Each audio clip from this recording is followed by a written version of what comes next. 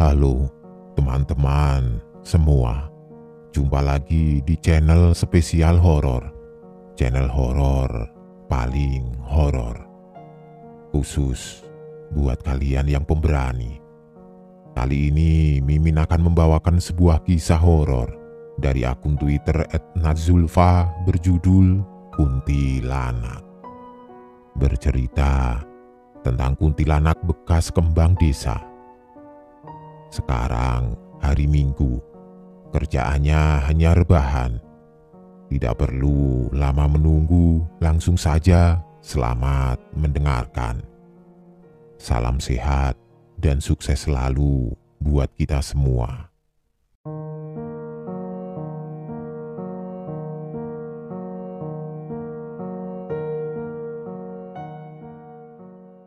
Kisah ini terjadi pada beberapa tahun silam, di mana hidup seorang gadis yang sangat cantik bernama Winda.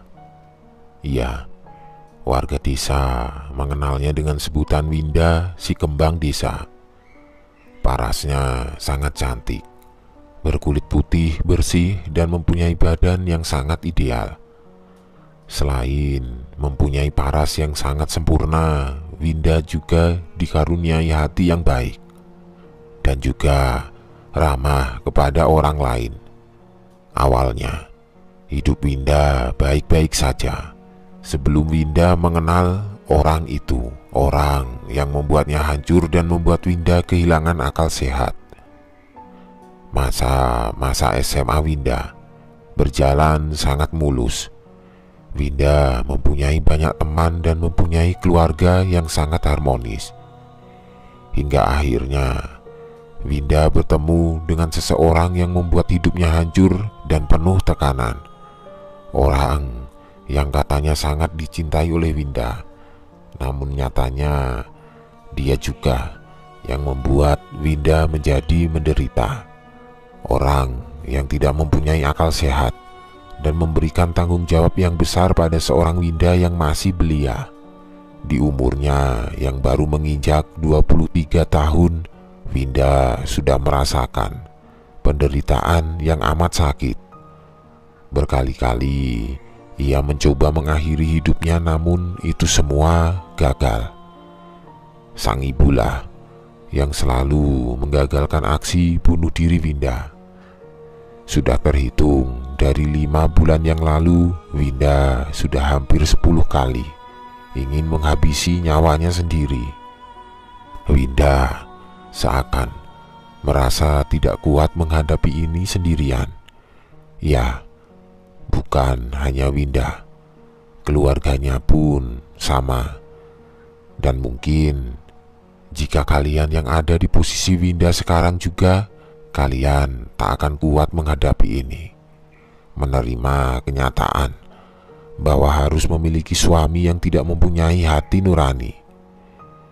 Winda masih saja berharap suaminya akan pulang dan menantikan kelahiran buah hati mereka bersama-sama. Ia berharap bahwa suaminya itu akan sadar dan mau menemaninya barang sebentar, memberikan kekuatan dan memberikan kasih sayang untuk dirinya dan calon anaknya. Saat ini Winda sedang mengandung buah hati pertama yang sebenarnya tidak ia inginkan, hamil di luar pernikahan dan mempunyai suami yang tidak waras merupakan suatu cambuk yang amat menyakitkan. Belum lagi dengan omongan warga desa yang membuat batinnya semakin hari semakin tertekan. Setiap hari yang dilakukan Winda hanyalah berdiam diri di kamarnya tanpa mau keluar dan terus memanggil-manggil nama suaminya. "Mas Denny, kapan kamu pulang, Mas?" Ibu Winda pun hanya bisa menangis melihat anaknya yang makin hari keadaannya kian memprihatinkan. Hati ibu mana yang tidak teriris melihat anaknya seperti ini. Perihal suami Winda, sudah 1 bulan lamanya ia meninggalkan rumah, meninggalkan Winda yang sedang mengandung anaknya. Dari rumor yang beredar katanya Denny, suami Winda ini, pergi bersama wanita lain dan kini sudah menikahinya. Menikah secara siri, dan kini entah tinggal di mana. Hingga kandungan Winda menginjak usia 6 bulan, suaminya juga belum kunjung pulang. Dan pagi itu, ada salah seorang warga yang datang ke rumah sederhana milik Winda. Dengan nafas yang tersengal dan keringat yang bercucuran deras di pelipisnya. Dia adalah Pak Kamto, salah seorang warga desa yang juga merupakan ajudan dari kepala dusun di tempat tersebut. Beliau menyampaikan berita bahwa Denny, suami Winda, telah ditangkap polisi karena tertangkap basah sedang mengadakan pesta miras bersama beberapa pria dan wanita di salah satu gubuk tua yang sepertinya sudah menjadi markas mereka berkumpul. "Bu, itu Mas Denny ditangkap polisi, Bu," ujar Pak Kamto pada Ibu Winda. "Loh, kenapa Pak? Kok bisa ditangkap?" Pak Kamto hanya bisa menghembuskan nafas kasar. "Kena grebek, Bu, pas lagi pesta miras." "Astagfirullah." Ibu Winda terkejut mendengar penjelasan dari Pak Kamto. Ia hanya takut Winda mendengar ini semua dan berbuat nekat untuk menyakiti dirinya. Ditinggal sang suami saja sudah membuatnya tertekan. Bagaimana kalau dia tahu suaminya di penjara? Bahkan di saat ia sedang hamil dan butuh figur seorang suami di sampingnya. "Ya sudah Pak, tunggu sebentar, saya ambil tas, terus Bapak antar saya ke kantor polisi ya.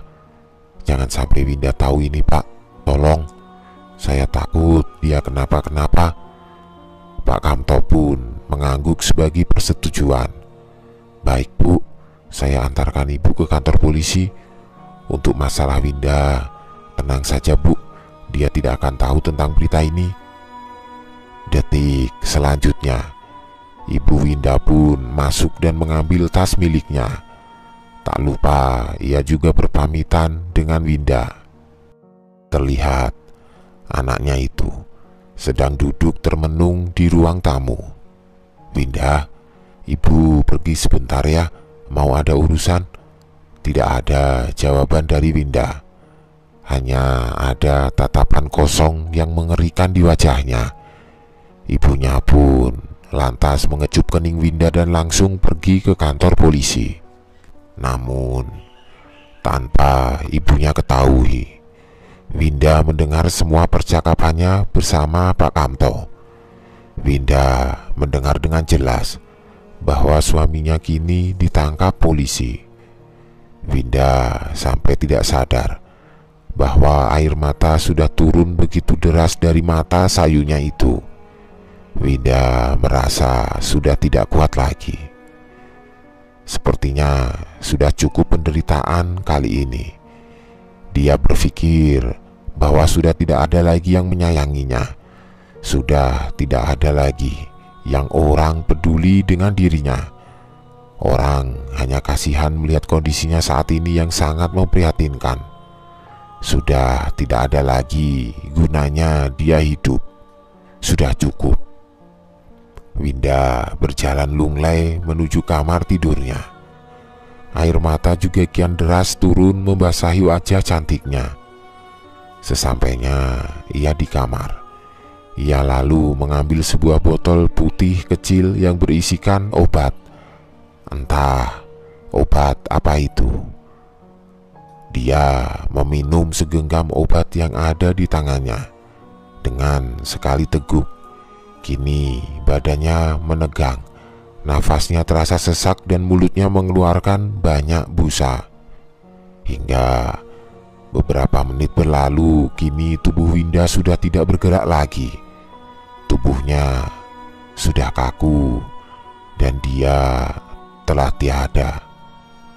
Ibu Winda terkejut bukan main saat pulang dari kantor polisi mendapati anaknya sudah terbujur kaku dengan tampang yang mengenaskan. Ia berteriak histeris dan meminta pertolongan dari warga sekitar, hingga akhirnya beberapa warga pun datang untuk membantu Ibu Winda. Di hari itu juga Winda dimandikan dan dimakamkan di pemakaman yang letaknya tidak jauh dari rumah mereka. Ibunya belum juga berhenti menangis dari tadi. Bahkan ketika di pemakaman pun ia nyaris pingsan. Di liang lahat Winda pun diberi beberapa perlengkapan bayi, karena bayi yang ada di kandungan Winda sudah tidak bisa diselamatkan lagi. Dan menurut kepercayaan orang Jawa, jika ada ibu hamil yang meninggal beserta janinnya, maka di liang lahat tersebut harus diberi perlengkapan bayi dan sebagainya. Sedikit tabu memang, tapi itu sudah menjadi kepercayaan yang sudah tidak bisa dipisahkan. Walaupun kenyataannya arwah dari Winda sepertinya belum tenang. Semenjak kematian Winda hari itu, banyak warga yang diteror oleh sosok Winda yang menjelma menjadi kuntilanak dengan wajah yang sangat mengerikan.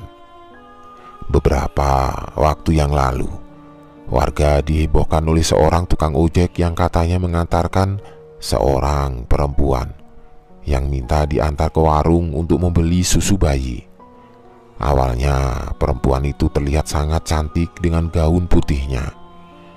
Namun di tengah perjalanan, tukang ojek ini mulai merasa ada yang aneh dari penumpangnya. Setiap kali diajak berbicara, si wanita hanya mengangguk atau menggeleng saja.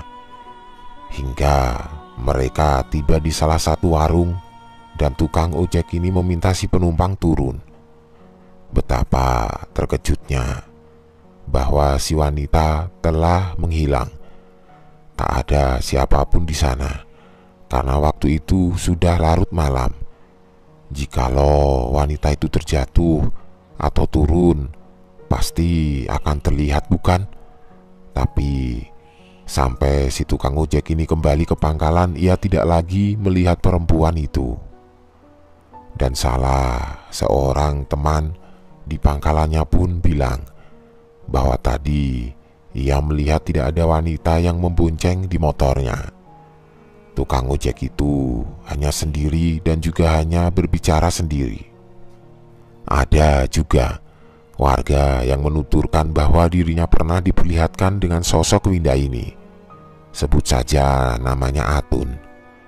Sore itu ketika menjelang azan maghrib, Atun sedang berjalan hendak menuju ke warung yang letaknya di perempatan jalan. Saat melewati pohon mangga besar, dirinya melihat ada sesuatu melayang di atasnya. Dan betapa terkejutnya ketika dia melihat sesosok kuntilanak sedang duduk di atas pohon dengan tampang dan tawa yang mengerikan. Sosok itu terus tertawa dan tampangnya terlihat jelas oleh Atun. Tampang yang sangat mengerikan, dengan mata hitam dan mulutnya yang terus mengeluarkan darah serta nanah. Terlihat kuku di tangannya juga sangat panjang dan runcing mirip sekali dengan ranting pohon. Setelah melihat itu, Atun pun mengurungkan niatnya untuk pergi ke warung dan berbalik arah menuju ke rumahnya. Kejadian singkat yang sudah membuat Atun takut bukan main, dan kejadian yang tidak akan pernah ia lupakan. Karena terlalu banyak laporan warga yang katanya sering melihat sosok Winda. Akhirnya perangkat desa pun memutuskan untuk mengadakan pengajian dan memberi beberapa sajen agar hantu yang diyakini sebagai arwah dari Winda itu tidak menakut-nakuti warga desa lagi. Ibu Winda pun sangat sedih karena rumor tentang anaknya yang tersebar hingga ke penjuru desa. Hampir setiap hari ia menangis dan menyesali perbuatannya.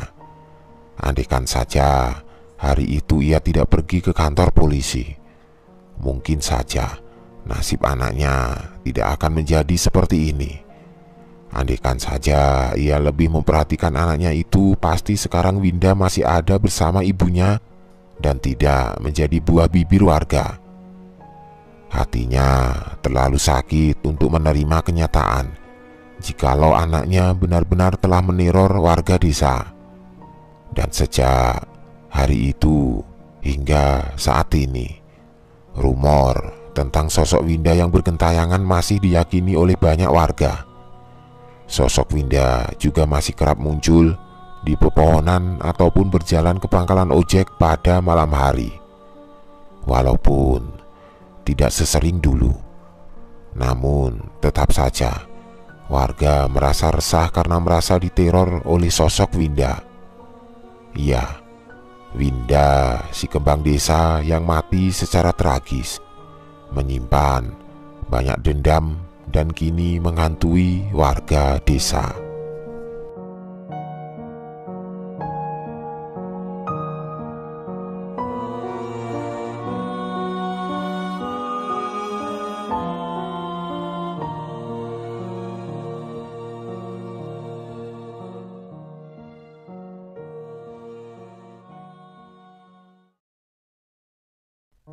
Sebuah cerita horor dari akun Twitter @gundulsilir berjudul Noni Belanda akan Mimin bacakan buat kalian teman-teman semua penikmat cerita horor. Apapun aktivitas kalian saat ini, semoga selalu diberi kelancaran, kemudahan, dan berkah buat hidup kalian dan keluarga. Langsung saja, selamat mendengarkan. Semoga kalian masih berani. Salam horor.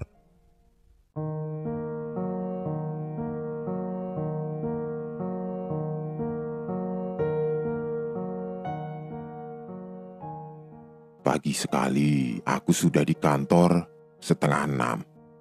Belum ada satupun karyawan kantor yang datang, kecuali sopir kantor yang memang tinggal di kantor untuk menjaga kantor.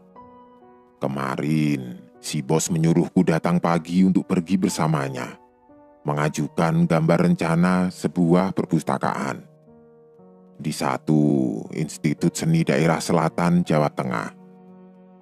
Sore kemarin, bos mengatakan kepadaku akan berangkat dari kantor jam 6 pagi agar sampai di tujuan tidak terlalu siang. Setelah kutunggu cukup lama, bos tidak kunjung datang. Sampai ditelepon Pak sopir dan ternyata si bos lupa kalau mau keluar kota pagi-pagi denganku. Alhasil, pukul 7 bos baru sampai di kantor Semawis. Kami segera berangkat, diantar Pak supir dengan membawa berkas gambar dan rencana anggaran yang sudah aku siapkan sore sebelumnya. Perjalanan cukup jauh menurutku, sekitar 4-5 jam dari kota Semarang ke arah selatan Jawa Tengah. Perjalanan cukup lancar. Sekitar pukul 11:30 siang kami sampai di institut seni yang kami tuju. Turun di area parkir institut ini, kujumpai pohon-pohon yang besar dan rindang. Kontur tanah antar jalan dan bangunan naik turun seperti perbukitan. Kuperhatikan sekitar, terasa sangat nyaman seperti kembali ke kotaku sendiri. Entah kenapa, aku selalu suka dan rindu dengan kota ini. Kota yang seakan aku selalu terpaut di dalamnya, padahal tak satu pun sanak saudara di sini. Kuperhatikan pepohonan besar-besar sekitar. Beberapa penghuni pohon seakan menyapaku ramah, seakan mereka menganggukkan kepalanya tanda menyapaku. Aku sedikit merasa heran. Tidak seperti biasanya, mereka terlihat bersahabat. Semakin berjalan mendekati bangunan institut, samar-samar dari kejauhan, ku dengar suara gamelan. Tanganku sudah sedikit bergerak tanpa aku sadari. Gerakan gemulai menari. Sontak, segera ku pegang tanganku dan menyimpulkannya di depan. Aku berbicara sendiri dalam benakku. Dengar, itu hanya anak seni yang berlatih gamelan. Tenang, mencoba mengendalikan. Cukup jauh dari parkiran mobil aku berjalan di belakang Pak Bos, yang akhirnya sampai di sebuah bangunan agak tua yang digunakan untuk bangunan kantor administrasi dosen institut seni ini. Masuk ke bangunan, disambut sebuah lorong yang kanan kirinya digunakan untuk ruangan-ruangan dosen. Pak Bos segera disambut dengan satu karyawan administrasi dan segera dipanggilkan pada dosen yang akan melihat gambar dan rencana anggaran. Aku hanya turut menunggu dan melihat ke kanan, ke kiri. Sampai kutangkap sekelebat bayangan putih yang berjalan samar di ujung lorong yang agak gelap. Aku masih menganggap hanya pandanganku yang dari luar terkena cahaya matahari dan masih menyesuaikan diri dengan ruangan yang teduh. Sampai aku melihat lagi. Bayangan ini seolah jalan pelan dari ujung lorong menuju ke arahku. Aku yakin ini bukan manusia, karena terlalu samar. Ku perhatikan dari bawah lantai, tidak terlihat kaki. Hanya sebuah gaun putih berinda yang menyapu lantai. Semakin kulihat ke atas, dia seorang wanita cantik, bule, bergaun putih berinda indah, berambut gelombang berwarna coklat kemerahan, dengan hiasan, topi kecil, berbunga, dan memakai payung putih. Sama persis dengan noni Belanda pada zaman dahulu. Sangat cantik, putih, dan pucat. Aku hanya terdiam, terpukau melihatnya. Yang sesaat dia menghentikan langkahnya tersenyum tipis padaku. Aku hanya bisa membalasnya dengan anggukan. Yang akhirnya pandanganku terpecahkan oleh suara bos yang mengajakku ke ruangan dosen. Kami disuruh menunggu sebentar di ruang ini. Aku dan si bos masuk. Sempat kulihat lagi sosok noni Belanda tadi. Dia seolah melayang ke arah berlawanan dan menjauh. Aku hanya melihat bagian punggung payungnya. Sesaat, dosen yang akan mengkoreksi gambar sudah datang. Segera aku jelaskan semua desain gambar yang sudah aku buat. Setelah gambar di ACC dan beberapa ada yang minta diganti speknya, gantian Pak Bos yang membicarakan masalah anggaran. Iseng-iseng, aku melihat ke arah pintu yang menuju lorong. Dan betapa kagetnya aku. Kudapati noni tadi sudah berdiri di depan pintu seolah menungguku. Dia masih tersenyum tipis kepadaku. Kusembunyikan rasa kagetku agar tidak tampak ekspresi terkejut aneh ketika dilihat Pak Bos. Karena Pak Bos sepertinya akan berbincang agak lama. Aku mencoba berkomunikasi dengan noni Belanda tadi dengan mencuri-curi pandang ke arah pintu. Kutanyai apa maunya, kenapa mundar-mandir di bangunan ini dan kenapa mendekatiku. Adakah yang ingin dikatakan? Tapi tidak ada jawaban. Tidak ada jawaban apapun darinya. Dia hanya menundukkan pandangannya dan terlihat meneteskan air mata. Baiklah, aku tidak akan menanyainya lagi. Mungkin itu membuat dia jadi resah. Sampai pengajuan rencana gambar dan rencana anggaran biaya yang kami ajukan selesai. Noni Belanda ini masih menungguku di depan pintu. Aku keluar dari ruangan bersama bos dan dosen institut tadi. Kukatakan pada noni Belanda aku akan pulang apa dia ingin mengantarku sampai depan institut. Tapi Noni menggelengkan kepala dan mengangkat tangannya menunjuk ujung lorong terdalam dari bangunan ini, seolah dia memberikan jawaban dari banyak pertanyaanku tadi. Aku melihat sesosok hitam besar yang tidak begitu jelas di kejauhan lorong. Sepertinya Noni tidak bisa kemanapun karena sosok ini. Noni Belanda mengantarku sampai ke pintu bangunan ini saja. Dia terus melihatku dengan tatapan kosong, melihatku yang berjalan menjauh dari tempatnya berdiri. Aku dan Pak Bos menuju masjid untuk sholat duhur. Dalam perjalanan ke masjid, aku masih disambut para kuntilanak yang bergelayutan di pepohonan yang rindang itu. Dari jauh masih terdengar suara latihan gamelan para mahasiswa. Di depan masjid ada sebuah bangunan yang kosong, entah belum jadi atau memang ditinggalkan. Kulihat sesosok mahasiswa menari di dalamnya dengan pakaian khas penari mengikuti alunan gamelan. Mungkin dia penari salah tempat, atau mahasiswa tidak kasat mata. Aku juga tidak tahu, entahlah. Aku segera sholat.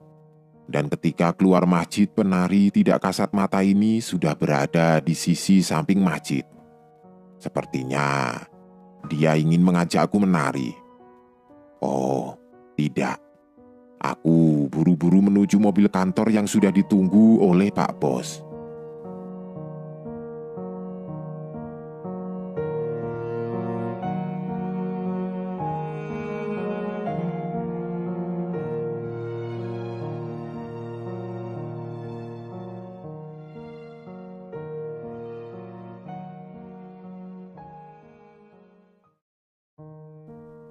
Teman-teman semua, penikmat cerita-cerita horor di channel Spesial Horor. Bagaimana kabar kalian hari ini? Bagaimana kabar keluarga besar kalian? Orang tua, saudara, tetangga kalian? Semoga semuanya baik, sehat, dan sukses selalu. Teman-teman semua, kali ini Mimin akan membawakan sebuah cerita horor tentang seorang indigo dari akun Twitter Restu Wiraatmaja. Bercerita tentang pengalaman hidup penuh horor, seram, dan mistis seorang indigo. Langsung saja, selamat menyimak. Salam horor.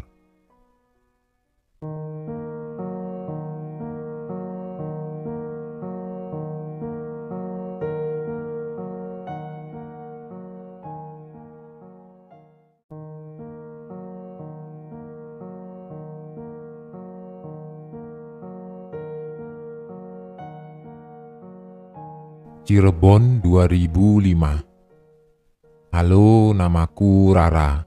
Aku merupakan anak yang tengil dan juga kepoan. Kebetulan aku suka sekali mengikuti ayah untuk takziah jika ada warga yang meninggal dunia. Ayah pernah bilang bahwa setelah kita takziah jangan lupa untuk mandi karena bisa jadi sawange masih nempel. Maksud sawangi masih nempel adalah sesuatu yang menempel kepada kita jika kita tidak mandi setelah bertakziah. Umurku saat itu masih 6 tahunan. Aku sendiri masih belum tahu apapun tentang dunia gaib atau hal yang berkaitan dengan gaib. Namun setelah kejadian di mana aku bisa melihatnya dengan jelas, ayahku menyebutnya dengan pamali. "Rak, ikut ayah takziah yuk." "Di mana, Pak?" "Di TPU. Sebenarnya niat ayah baik untuk penguatan karakter dan pengembangan keberanian juga sebagai pengingat terhadap Tuhan. Namun di usiaku yang masih kecil, ayah lupa bahwa hijab antara duniaku dengan dunia gaib lebih mudah terbuka. Saat aku diajak oleh ayah untuk menuju ke TPU, aku melihat keluarga korban yang meninggal sangat terpukul dan menyesal. Beberapa orang saling berbisik-bisik mengenai kematian pemuda yang tertutup. Dia bernama Cucun. Cucun merupakan pemuda yang berperawakan tinggi, putih, dan kurus. Rambutnya kribo, juga memiliki tahi lalat di sebelah kanannya. Dia merupakan pemuda yang tertutup semenjak kedua orang tuanya meninggalkannya. Cucun hidup sendiri tanpa seorang teman. Dia hidup dalam kesendirian dan kehampaan. Hingga akhirnya kesendirianlah yang membuat dia memutuskan untuk bunuh diri. Cucun ditemukan di kamar mandi dalam keadaan lidah menjulur keluar, lehernya terikat tali tambang, dan matanya melotot tajam ke arah langit-langit kamar mandi. Banyak pertanyaan yang tidak terungkapkan dari kematian Cucun. Ayah sengaja mengajakku untuk lebih melatih keberanianku dalam menghadapi kematian suatu saat nanti. Namun, hal itu hanya sia-sia. Setelah prosesi penguburan selesai, aku lupa untuk mandi. Orang sini menyebutnya sebagai pamali atau ketidakbolehan ketika kita bertakziah atau mengantarkan orang meninggal, namun kita tidak mandi. Nanti ada sawang yang nempel. "Rak, jangan lupa mandi dulu," ucap ayah. Aku hanya mengangguk dalam hati. Apa fungsinya mandi setelah mengantarkan orang yang sudah meninggal? Aku tidak melaksanakan perintah ayah. Aku langsung bermain dan hanya menggantinya dengan membasuh muka 3 kali. Tepat di sore harinya pada malam Jumat Kliwon, aku dan teman-teman bermain di rumah kosong dekat rumah. Awalnya kami mengira tempat itu tidak ada penunggunya. Namun setelah sepulang dari tempat itu, tubuhku ketempelan sosok makhluk mengerikan yang pernah aku lihat. Ketika aku ingin mandi, sosok itu ternyata mengikuti dari belakang dengan tubuh menunduk. Karena sebelum mandi aku selalu buang air besar, rutinitas itu aku lakukan. Namun, ketika aku melihat bawah WC-ku, yang terlihat adalah gumpalan rambut hitam yang sangat panjang. Ketika aku melihat ke belakang, betapa terkejutnya yang kulihat adalah kuntilanak dengan wajah tertutup rambut yang terlihat hanya mulutnya yang berbentuk jelek, sembari tangannya ingin menggapai tubuhku. Aku menghindari tangannya. Untung saja aku belum sempat mengeluarkan kotoranku. Aku langsung keluar dan berteriak sekencang-kencangnya. Namun teriakanku tersendat oleh sesuatu. Aku keluar tanpa menggunakan busana dan melihat dengan mata kepalaku sendiri kuntilanak itu terbang mengejar ke arahku. Aku pasrah dan hanya terdiam. Ketika aku membalikkan arah ke depan, aku menabrak ibu yang sedang membawa anduk. Ibu heran, mengapa aku berlari-lari tanpa busana. Aku bilang, "Ada kuntilanak di kamar mandi." Anehnya, ibu tetap saja tidak percaya. Sebagai gantinya, ibu mengantarkanku hingga ke kamar mandi. Aku melihat kuntilanak itu sedang duduk di atap sambil memainkan kakinya. Aku menangis histeris, namun ibu tidak mempedulikannya. Semenjak itu bukan hanya satu kejadian aneh yang aku rasakan ketika melanggar pamali itu, tapi sangat banyak. Itu awal aku terkena tulah dari pamali. Selanjutnya adalah ketika aku sedang bermain petak umpet. Saat itu aku sengaja bersembunyi di gang sempit. Sangat kebetulan sekali. Ternyata aku bersembunyi di belakang rumah Cucun. Aku rasa itu adalah tempat terbaik untuk bersembunyi karena tempatnya yang gelap dan tidak ada orang yang lewat. Tapi aku lupa. Aku lupa bahwa Cucun baru saja meninggal dunia beberapa hari yang lalu. Dan kalian tahu apa yang terjadi? Tiba-tiba saja ada seseorang yang terjatuh dari atas rumah, namun seperti tersangkut dan menimbulkan bunyi. Tidak jatuh di tanah, tidak mengenaiku, namun suara itu tepat di belakangku. Aku penasaran karena aku merasa merinding hebat. Apa hanya kebetulan aku bersembunyi di belakang rumah Cucun, lalu hawa seramnya tepat mengenaiku. Ketika aku melihat ke belakang, betapa terkejutnya aku. Sosok Cucun dengan leher masih terikat tali tambang dan matanya melotot tajam sambil menjulurkan lidah ingin menangkapku. Aku berlari sambil berteriak. Namun anehnya gerakanku seperti melambat. Sedangkan sosok Cucun dia sangat cepat berlari ke arahku. Aku menangis menjadi-jadi karena dia berlari layaknya zombie atau mayat hidup. Aku berlari menuju belakang pohon mangga. Di situ ada rumah kosong. Aku bersembunyi di balik pohon itu. Tapi aku baru sadar, rumah kosong itu sangat gelap dan hampir aku tidak bisa melihat kanan kiri sekitar. Keadaan menjadi aman hingga akhirnya aku berkeinginan melangkahkan kaki keluar dari tempat itu. Tapi ketika aku baru melangkahkan satu kaki, aku mendengar suara hembusan nafas dari belakang. Aku kira itu suara angin. Aku kira itu suara dedaunan yang terjatuh atau suara hewan malam. Tetapi ketika aku menolehkan ke belakang, yang kulihat adalah sosok Cucun dengan lidah menjulur dan matanya yang melotot tajam. Kedua tangannya ingin menangkapku. Aku segera berlari sambil menangis. Aku tidak sanggup lagi melihat mereka semua. Sampai akhirnya aku terjatuh. Aku menangis di tengah jalan. Aku memeluk kedua kakiku sambil menundukkan kepala ke bawah. Lalu tiba-tiba seseorang memanggilku. Rah, Rah, kamu kenapa? Aku tidak mau mengangkat kepalaku. Aku tidak mau. Aku takut sekali.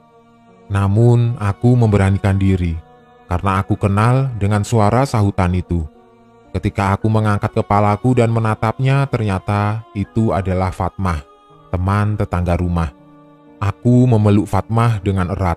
Aku yakin dia sangat mengkhawatirkanku. Tapi tunggu, mengapa bajunya lusuh dan rambutnya agak kusut? Sejak kapan Fatmah sekotor ini? Ketika aku melepaskan pelukannya, betapa terkejutnya aku. Fatmah berubah menjadi sosok menyeramkan yang menggangguku di kamar mandi. Aku mundur ke belakang, namun sosok itu terus-menerus mengucapkan namaku. Rara, ini aku, Fatmah, teman kamu. Bukan, kamu bukan Fatmah, teriakku. Tiba-tiba teman-temanku berdatangan. Mereka melihatku dengan kondisi yang sangat memprihatinkan. Fatmah, Rara kenapa? Tanya Linda. Nggak tahu, sepertinya Rara kesambet. Bawa pulang yuk. Aku hanya teringat ketika aku dibawa pulang ke rumah. Karena teman-temanku juga masih kecil-kecil, dia hanya merangkulku sembari berkata, Rah, pulang, jangan kelamaan di sana. Puncaknya, ketika aku dibawa pulang ke rumah, aku langsung direbahkan di kasur. Bapak langsung memanggil Pak Ustadz. Kata Pak Ustadz, tubuhku ditempeli dua sosok makhluk sekaligus. Satu si Cucun dan satunya kuntilanak penunggu rumah kosong. Mereka berdua menyukai tubuhku. Cara yang efektif menurut Pak Ustadz adalah menutup mata batinku dan mengusir kedua sosok makhluk itu. Alhasil, semua berjalan dengan lancar. Aku tidak pernah melihat mereka lagi. Tapi menurut Pak Ustadz, mereka berdua akan datang kembali dengan tujuan yang berbeda. Bapakku tidak tahu apa maksudnya dan apa tujuan kedua makhluk itu menempeliku.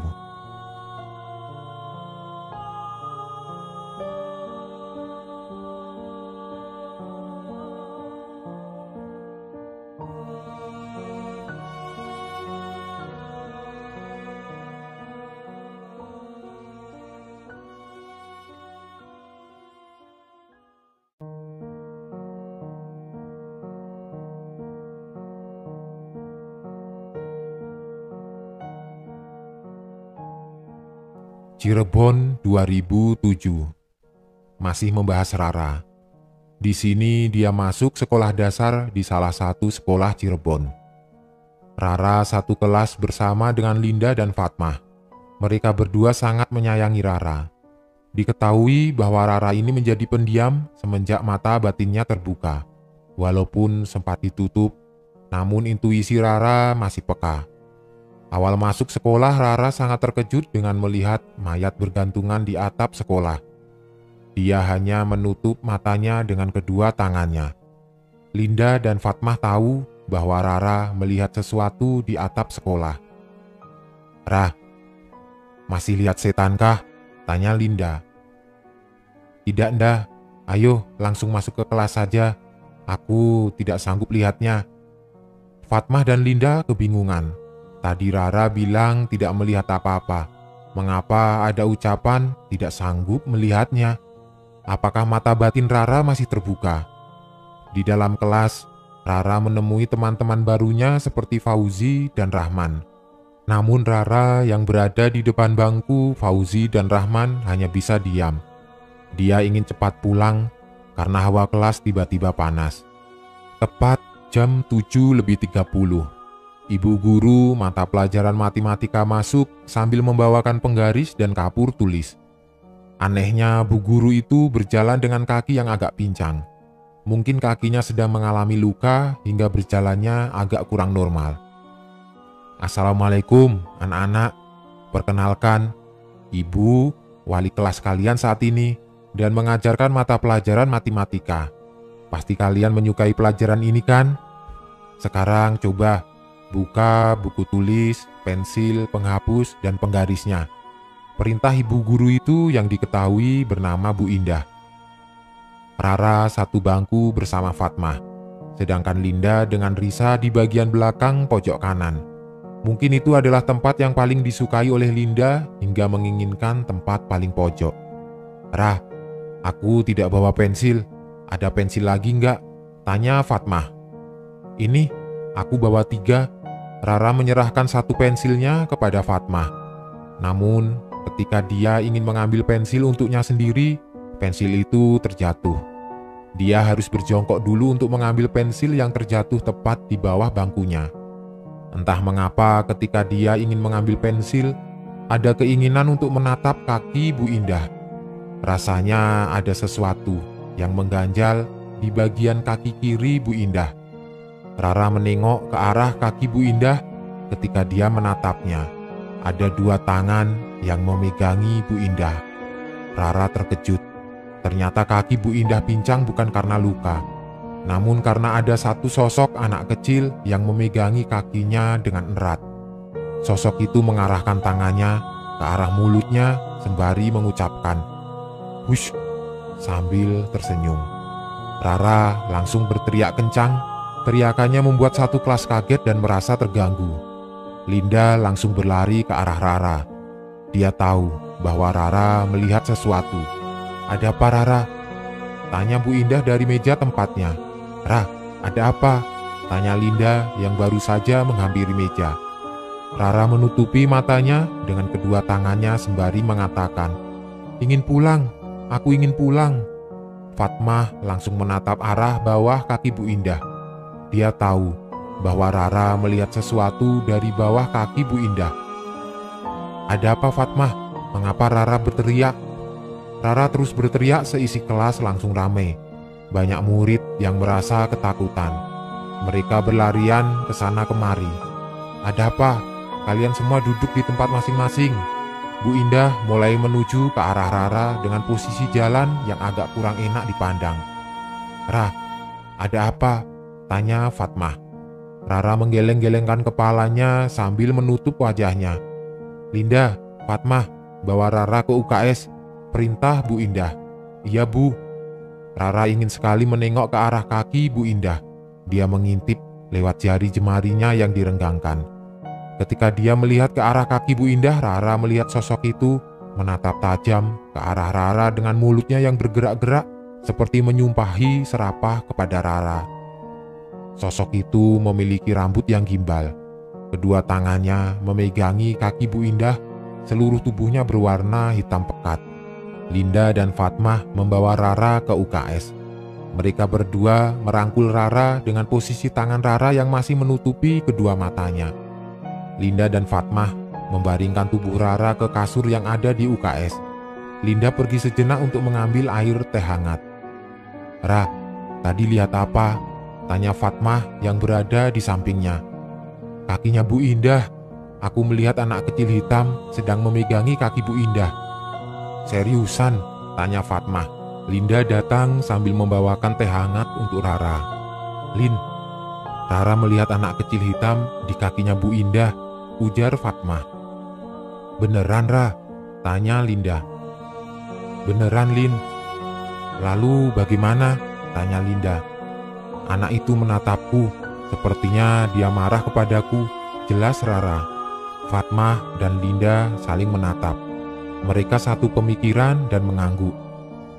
Mata batin kamu terbuka ya? Tanya Fatmah dan Linda. Rara terdiam sesaat. Kejadiannya di tahun 2005 masih membekas ketika dikejar sosok Cucun dan dipeluk oleh kuntilanak rumah kosong. Apakah ruqyahnya gagal? Mengapa Rara masih saja melihat makhluk astral di sekelilingnya? Apa yang terjadi dengan mata batinnya? Sepertinya sih, iya Lin, Fat, ujar Rara. Bunyi bel istirahat bergema ke seluruh ruangan kelas. Linda, Fatmah, dan Rara baru sadar ternyata dia telah cukup lama di UKS. Padahal baru saja dia mendatangi UKS. Mereka bertiga segera keluar dari UKS. Kok sudah istirahat sih? Tanya Linda. Ini bukan bel dari sekolah, ujar Rara. Lah, terus dari mana? Tanya Fatmah. Rara keluar dari UKS, dia menatap kanan kiri ruangannya yang masih sepi. Guru-guru masih berada di kelasnya masing-masing untuk mengajar. Tidak ada tanda-tanda istirahat. Tapi kok sepi ya? Tanya Linda. Rara segera berjalan menuju ruangan guru. Ada yang salah dengan ruangan itu. Siapakah orang yang memencet bel istirahat di waktu pelajaran sedang berlangsung? Tiba-tiba terdengar suara kain yang terseret oleh kaki. Suaranya mengarahkan pada ruang guru. Dan Rara mendengarnya. Ra, mau kemana? Tanya Linda. Linda dan Fatmah masih mematung di pintu ruangan UKS sambil menengok kanan kiri. Mereka berdua masih menunggu perintah dari Rara. Ra, mau kemana? Tanya Fatmah. Diam sebentar, di situ dulu sebentar. Sambil mengarahkan kedua tangannya ke arah bawah, Rara terus berjalan menuju ruangan guru. Dia masih penasaran dengan suara kain yang terseretkan oleh kedua kaki. Suaranya tampak sangat jelas. Rara mendekati jendela ruangan guru. Dia menengok ke arah sekeliling ruangan itu. Mungkin dia salah dengar. Tapi mana mungkin suara bel itu berbunyi di saat jam pelajaran masih berlangsung. Tidak ada orangkah? Rara terkejut melihat sosok wajah penuh darah muncul di hadapan jendela. Dia terjatuh sambil merangkak mundur. Fatmah dan Linda langsung berlari menuju Rara. Fatmah, Linda, teriak Rara sambil menangis. Ada apa, Ra? Mereka berdua langsung membangunkan tubuh Rara. Beberapa guru yang mendengar teriakan Rara langsung menuju sumber suara. Ada apa Fatmah, Linda, Rara? Tanya Pak Aldi. Itu Pak, ada seorang perempuan. Mukanya penuh dengan darah, ucap Rara sambil menangis. Pak Aldi menatap jendela yang ditunjukkan oleh Rara. Bawa ke UKS, ucap Pak Aldi. Rara dibawa oleh beberapa guru menuju UKS. Sedangkan Fatmah dan Linda menuju kelas. Bu Indah yang menyaksikan kejadian itu dari depan kelas tampak tidak percaya. Mengapa anak itu sangat peka? Rara direbahkan kembali di kasur. Bu Siti dan Pak Raka menemani Rara untuk sementara. Suhu tubuh Rara naik drastis.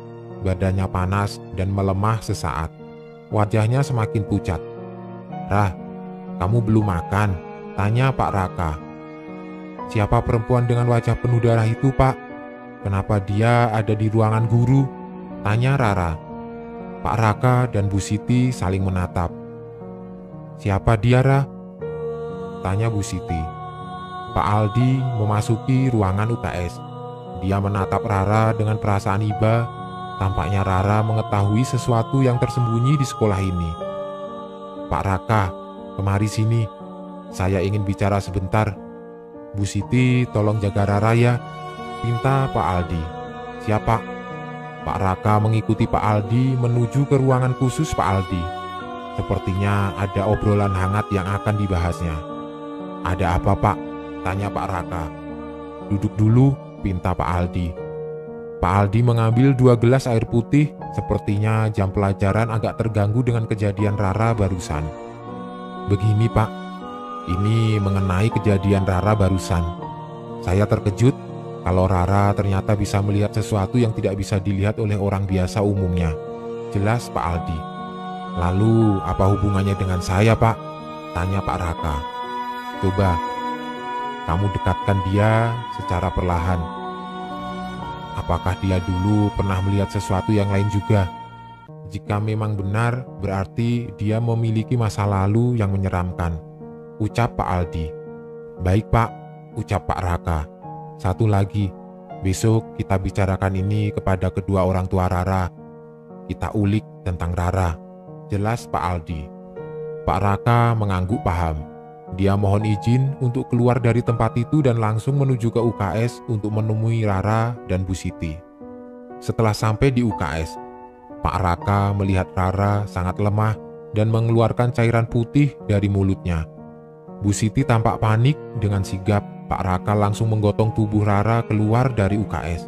Langsung bawa ke rumah sakit. Demamnya tinggi, dia kejang-kejang, teriak Pak Raka.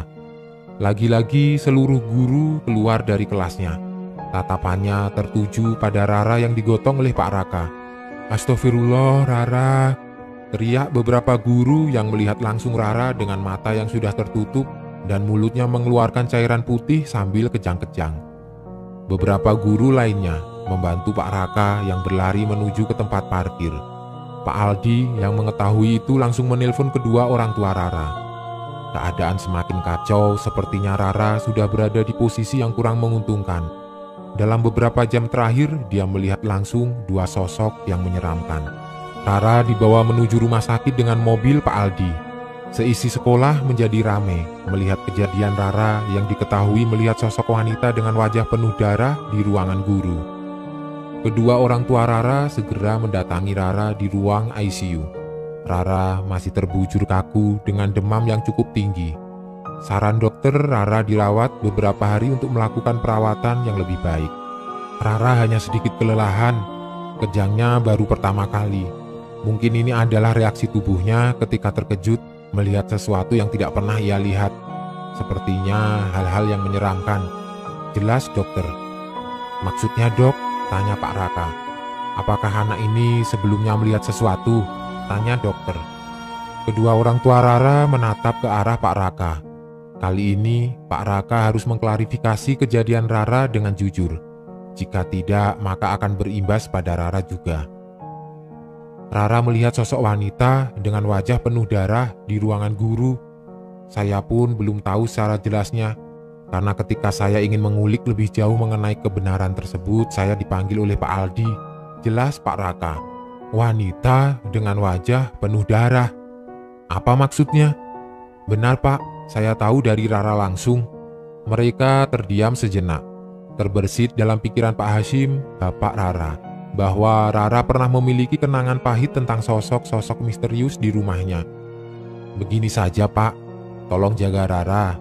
Dia masih kecil dan kemungkinan penglihatannya masih terbuka jelas, ucap dokter itu. Pak Hashim dan Bu Iriana mengangguk. Pak Raka mohon izin untuk kembali ke sekolah. Namun sebelum dia beranjak pergi, Pak Hashim memberi saran kepada Pak Raka untuk mengganti jendela ruangan guru sebagai awal kemunculan sosok wanita misterius itu. Pak Raka mengangguk paham dan akan diteruskan saran itu kepada Pak Aldi sebagai kepala sekolah di tempat dia mengajar. Sudah 3 hari Rara berada di rumah sakit. Keadaannya semakin membaik. Kemungkinan esok hari dia akan kembali melakukan aktivitas rutinnya untuk bersekolah. Tibalah saatnya Rara dibawa ke rumah. Fatmah dan Linda bersama dengan kedua orang tuanya sudah menyambut Rara di depan rumah sakit. Rara terduduk santai di kursi roda. Halo anak cantik, bagaimana kabarnya? Tanya Tante Meli, ibu Fatmah. Alhamdulillah, baik Tante. Ra, besok kamu sekolah kan? Tanya Linda. Sepertinya Rara akan sekolah. Doakan saja ya Linda, senyum Pak Hashim. Rara dibawa menuju mobil untuk menuju ke rumahnya. Terbayang dalam pikirannya, wanita berwajah seram dengan darah yang memenuhi seluruh wajahnya. Rah, jangan melamun, jelas Pak Hashim. Enggak kok Pak, ucap Rara. Rah, Nanti Mama dan Papa akan mengantarkan kamu menuju sekolah. Guru-guru juga sudah siap untuk memberi kejutan untuk kamu, ucap Bu Iriana. Kejutan apa, Mah? Tanya Rara. Kamu nanti lihat saja deh. Perjalanan menuju rumah seakan menjadi hal yang berat. Rara seakan masih belum bisa memberikan toleransi terhadap penglihatannya yang sangat liar. Di sepanjang jalan, Rara hanya bisa menatap sekeliling para pengamen dan penjual asongan. Hatinya terketuk untuk ingin membantu salah satu dari mereka. Ketika tiba di lampu merah, Rara melihat seorang anak laki-laki seusianya menjajakan makanan untuk para pengemudi mobil dan motor yang berhenti di sepanjang lampu merah. Rara terketuk hatinya untuk membeli makanan itu. "Pah, aku mau makanan yang ditawarkan anak laki-laki itu," ucap Rara. "Kamu serius? Kan kata dokter kamu harus makan makanan yang sehat." "Papa tidak yakin makanan itu bagus buat kamu," ucap Pak Hasim. "Tapi Rara mau, Pah." Rara tetap memaksa untuk membeli makanan kecil seperti tahu dan telur puyuh yang dijajakan oleh anak laki-laki seusianya. "Dek, sini, saya beli makanannya," ucap Pak Hasim ketika membuka kaca mobilnya sembari menyahut anak laki-laki itu. "Oh, silahkan Pak." Anak laki-laki itu langsung menuju ke arah mobil Pak Hasim. "Berapaan, Dek?" "Semuanya 10.000, Pak." Anak laki-laki itu menatap ke arah Rara dengan tatapan yang tidak biasa. Kamu pernah melanggar pamalia?" tanya anak laki-laki itu. Rara tidak tahu apa yang dibicarakan oleh anak laki-laki itu. Rara hanya bisa menengok kanan kiri jok di sampingnya yang kebetulan kosong. "Maksud kamu?" tanya Rara. "Ada perempuan, mukanya banyak darahnya di sebelah kamu." Rara langsung terkejut dan berpindah tempat menuju jok Ibu Iriana. Dia sempat tidak percaya bahwa sosok itu masih mengikutinya. "Apa yang kamu katakan, Dek?" Tidak, Pak. Tidak ada apa-apa, maaf. Saya permisi dulu." Anak laki-laki itu pergi sambil menundukkan kepala dengan wajah penuh ketakutan. Rara menjadi sangat takut ketika mendapati sosok itu masih mengikutinya. "Sudah, Ra, kamu yang tenang. Mungkin anak itu salah lihat. Besok kita ke Ustadz Julfikar buat rukiain kamu," ucap Pak Hasim.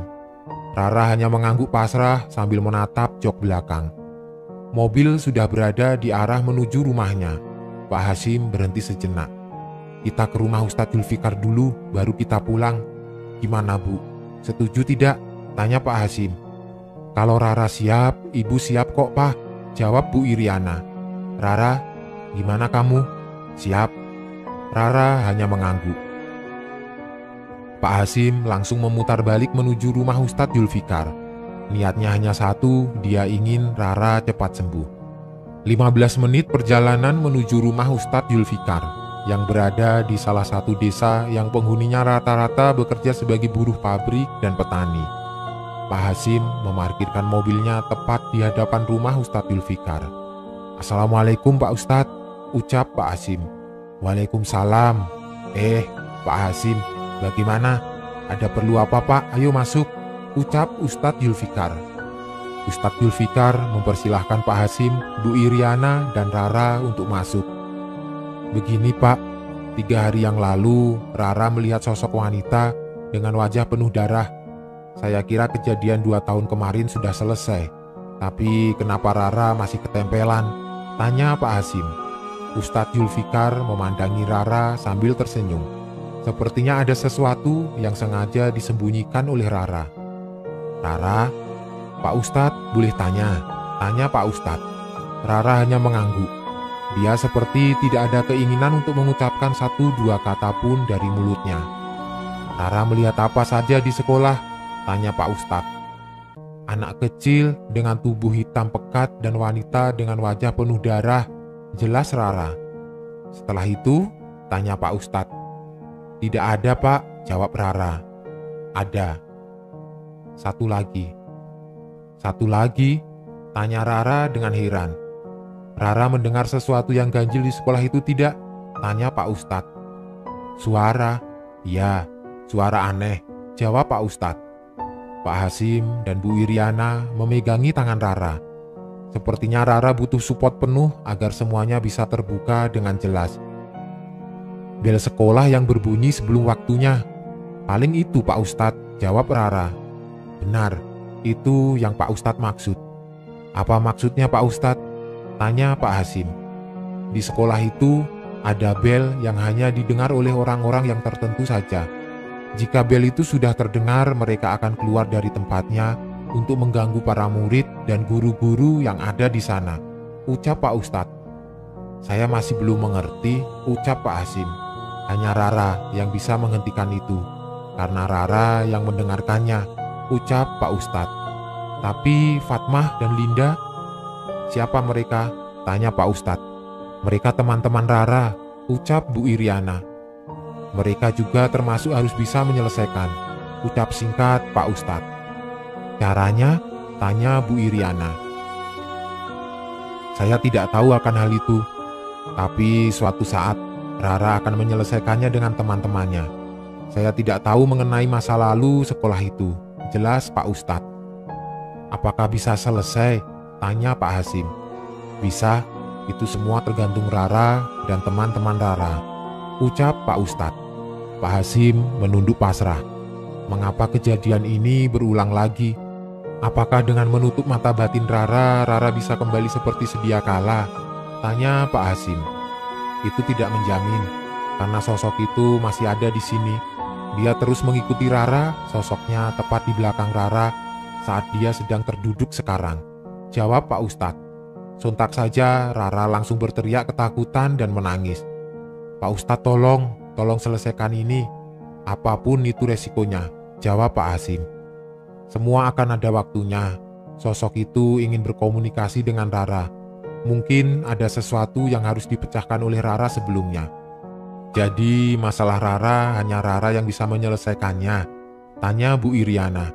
Benar Bu, jawab Pak Ustadz. Rara masih memeluk tubuh Pak Hasim dengan erat sambil menangis. Pak Ustadz tidak bisa memberikan solusi untuk jalan keluar dari masalah ini. Baik Pak Ustadz, maaf mengganggu. Doakan Rara supaya bisa menyelesaikan masalah ini dengan cepat, ucap Pak Hasim. Baik Pak, itu pasti. Pak Hasim pun izin pamit. Mereka kembali ke rumah untuk menjaga Rara agar tidak terganggu dari gangguan wanita menyeramkan itu. Keesokan harinya, Rara diantarkan menuju ke sekolah oleh kedua orang tuanya. Tidak ada yang beda dari atmosfer sekolah yang penuh akan murid yang berseliweran. Namun, begitu dia memasuki kelasnya, surprise, ucap Bu Indah kepada Rara. Rara memperhatikan kedua kaki Bu Indah. Namun, tidak ada anak kecil dengan tubuh hitam pekat yang memegangi kedua kakinya. Berarti penglihatannya agak redup. Terima kasih Bu Indah dan kawan-kawan semua, ucap Bu Iriana dengan tersenyum. Ayo Rara, duduk ke tempat duduknya, ucap Bu Indah. Rara memandangi satu persatu wajah teman-temannya. Fatmah dan Linda berada di kelas yang sama dan mereka berdua menyambut Rara dengan wajah yang sumringah. Ra, sini duduk, ucap Fatmah. Rara menaruh tasnya di atas meja. Kedua orang tuanya tersenyum lebar ketika memandangi Rara sudah bersikap normal. Ra, Mama dan Papa pulang ya, ucap Bu Iriana. Rara tampak kurang nyaman dengan posisinya yang sekarang. Ada beberapa pertanyaan yang belum dia pecahkan ketika mendapati kelasnya yang nyaman. Kamu kenapa, Ra? Tanya Fatmah. Ada yang aneh, Fat. Aku merasakan kejanggalan, ucap Rara. Maksudmu? Tanya Fatmah. Kaki Bu Indah masih pincang sebelah. Tapi kenapa sosok itu tidak terlihat? Tanya Rara. Maksudmu sosok anak kecil yang memegangi kaki Bu Indah? Tanya Fatmah. Bingar-bingar suara murid memenuhi ruangan. Rara menutupi kedua telinganya. Suara itu terngiang-ngiang di pikirannya serasa rame, namun murid-murid dalam keadaan belajar. Rah, kamu kenapa? Tanya Fatmah sambil menggoyang-goyangkan tubuh Rara. Fat, antarkan aku ke kamar mandi yuk, pinta Rara. Ada rasa ingin menolak dalam diri Fatmah ketika mendapati Bu Indah sedang menulis di papan tulis. Tapi, Ra, potong Fatmah, ayo sebentar saja. Rara tetap memaksa Fatmah untuk mengikuti permintaannya. "Baiklah, tunggu, aku minta izin dulu," ucap Fatmah. Fatmah meminta izin ke Bu Indah. Bu Indah memandangi Rara dengan perasaan iba lalu mendekati Rara. "Kamu masih sakit, Ra?" tanya Bu Indah. "Tidak, Bu, Rara mau pipis," ucap Rara. "Oh, begitu. Ya sudahlah, jangan dipaksa ya kalau Rara masih sakit," ucap Bu Indah. "Iya, Ibu," jawab singkat Rara. Rara dan Fatmah menuju kamar mandi sekolah yang gelap dan juga kotor. Rara sadar tindakan ini beresiko jika suatu saat penglihatannya pulih kembali. "Ra, aku tunggu di luar ya," ucap Fatmah. "Oke," jawab singkat Rara. Rara memasuki kamar mandi paling pojok. Tempatnya agak gelap, sedikit pencahayaan, dan berbau pesing. Rara masuk ke kamar mandi tersebut sambil menutupi hidungnya. Dalam hati dia agak risih dengan kondisi yang memprihatinkan tersebut. Ditutupnya pintu dengan rapat. Pencahayaan sedikit redup. Dia hanya bisa melihat gagang pintu yang berwarna putih. Dia mulai meraba sekeliling kamar mandi. Tangannya mulai mencari-cari stop kontak lampu. Dia mencoba menyalakan lampu kamar mandi. Ketika dia mulai meraba hingga pojokan kamar mandi, jari jemarinya menyentuh cairan aneh, kental, dan berbau amis. Rara mengarahkan jarinya ke hidung. "Apa ini?" ucapnya. Ketika dilihat, ternyata darah. Rara memandangi tempat di mana jari jemarinya menyentuh sesuatu itu. Dia mundur ke arah pintu kamar mandi beberapa langkah. Tiba-tiba terdengar suara seperti persendian yang patah dan digerakkan secara paksa. Nafas Rara mulai tidak normal. Kedua tangannya segera menyentuh gagang pintu kamar mandi sambil menggerak-gerakkannya secara cepat. "Tolong!" teriak Rara dari dalam kamar mandi. Fatmah yang mengetahui itu langsung berlari ke arah Rara. "Ra, ada apa?" Dari pojokan kamar mandi tersebut muncul dua tangan yang kaku. Kedua tangan itu mengarah secara perlahan ke arah Rara. Rara terus menggerak-gerakkan gagang pintu tersebut, namun dia lupa bahwa pintu itu terkunci dari dalam. Dia tidak menyadarinya. Secara perlahan, wajah dari sosok itu tampak dengan tampilan yang menyeramkan. Sosok itu adalah tempelan Rara yang terus-menerus mengikutinya kemanapun dia pergi. Sosok yang sama ketika dia pertama kali mendapatinya di jendela ruangan guru. Iya, sosok wanita dengan wajah penuh dengan darah. Kepalanya bergerak ke kanan kiri dengan rambut yang gimbal dan kusut. Kedua tangannya mengarah ke arah Rara. Sosok itu hendak menangkap Rara dalam keadaan terpojok. Fatmah segera berlari menuju ruang guru dan memberitahukan kepada Pak Raka bahwa Rara terjebak di dalam kamar mandi. Rara memandangi sosok itu dengan wajah pucat pasi. Tiba-tiba sosok itu hadir tepat di wajah Rara. Rara berteriak kencang sambil kedua tangannya meraih kunci pintu yang masih terpasang. Dia mencoba menggerak-gerakkan kunci tersebut, namun tidak berhasil. Pak Raka dan beberapa guru lainnya mendatangi kamar mandi dengan cepat. "Rara, buka kuncinya cepat!" Rara masih menggerak-gerakkan kunci tersebut ke arah kiri, namun tersangkut. Kedua tangan dari sosok itu mengarahkan secara perlahan ke kepala Rara. Rara langsung terdiam. Sosok itu tersenyum lebar. Tetesan darahnya terus berjatuhan. "Ra, buka kuncinya sekarang!" teriak Pak Raka dari luar. Pintu itu didobrak dan didorong paksa oleh Pak Raka. Namun dia tahu posisi Rara berada di belakang pintu. Sosok itu mundur secara perlahan dengan mundur ke belakang menuju arah bak mandi dan masuk ke dalamnya. Sosok itu langsung menghilang seketika. Rara terjatuh dan pingsan seketika.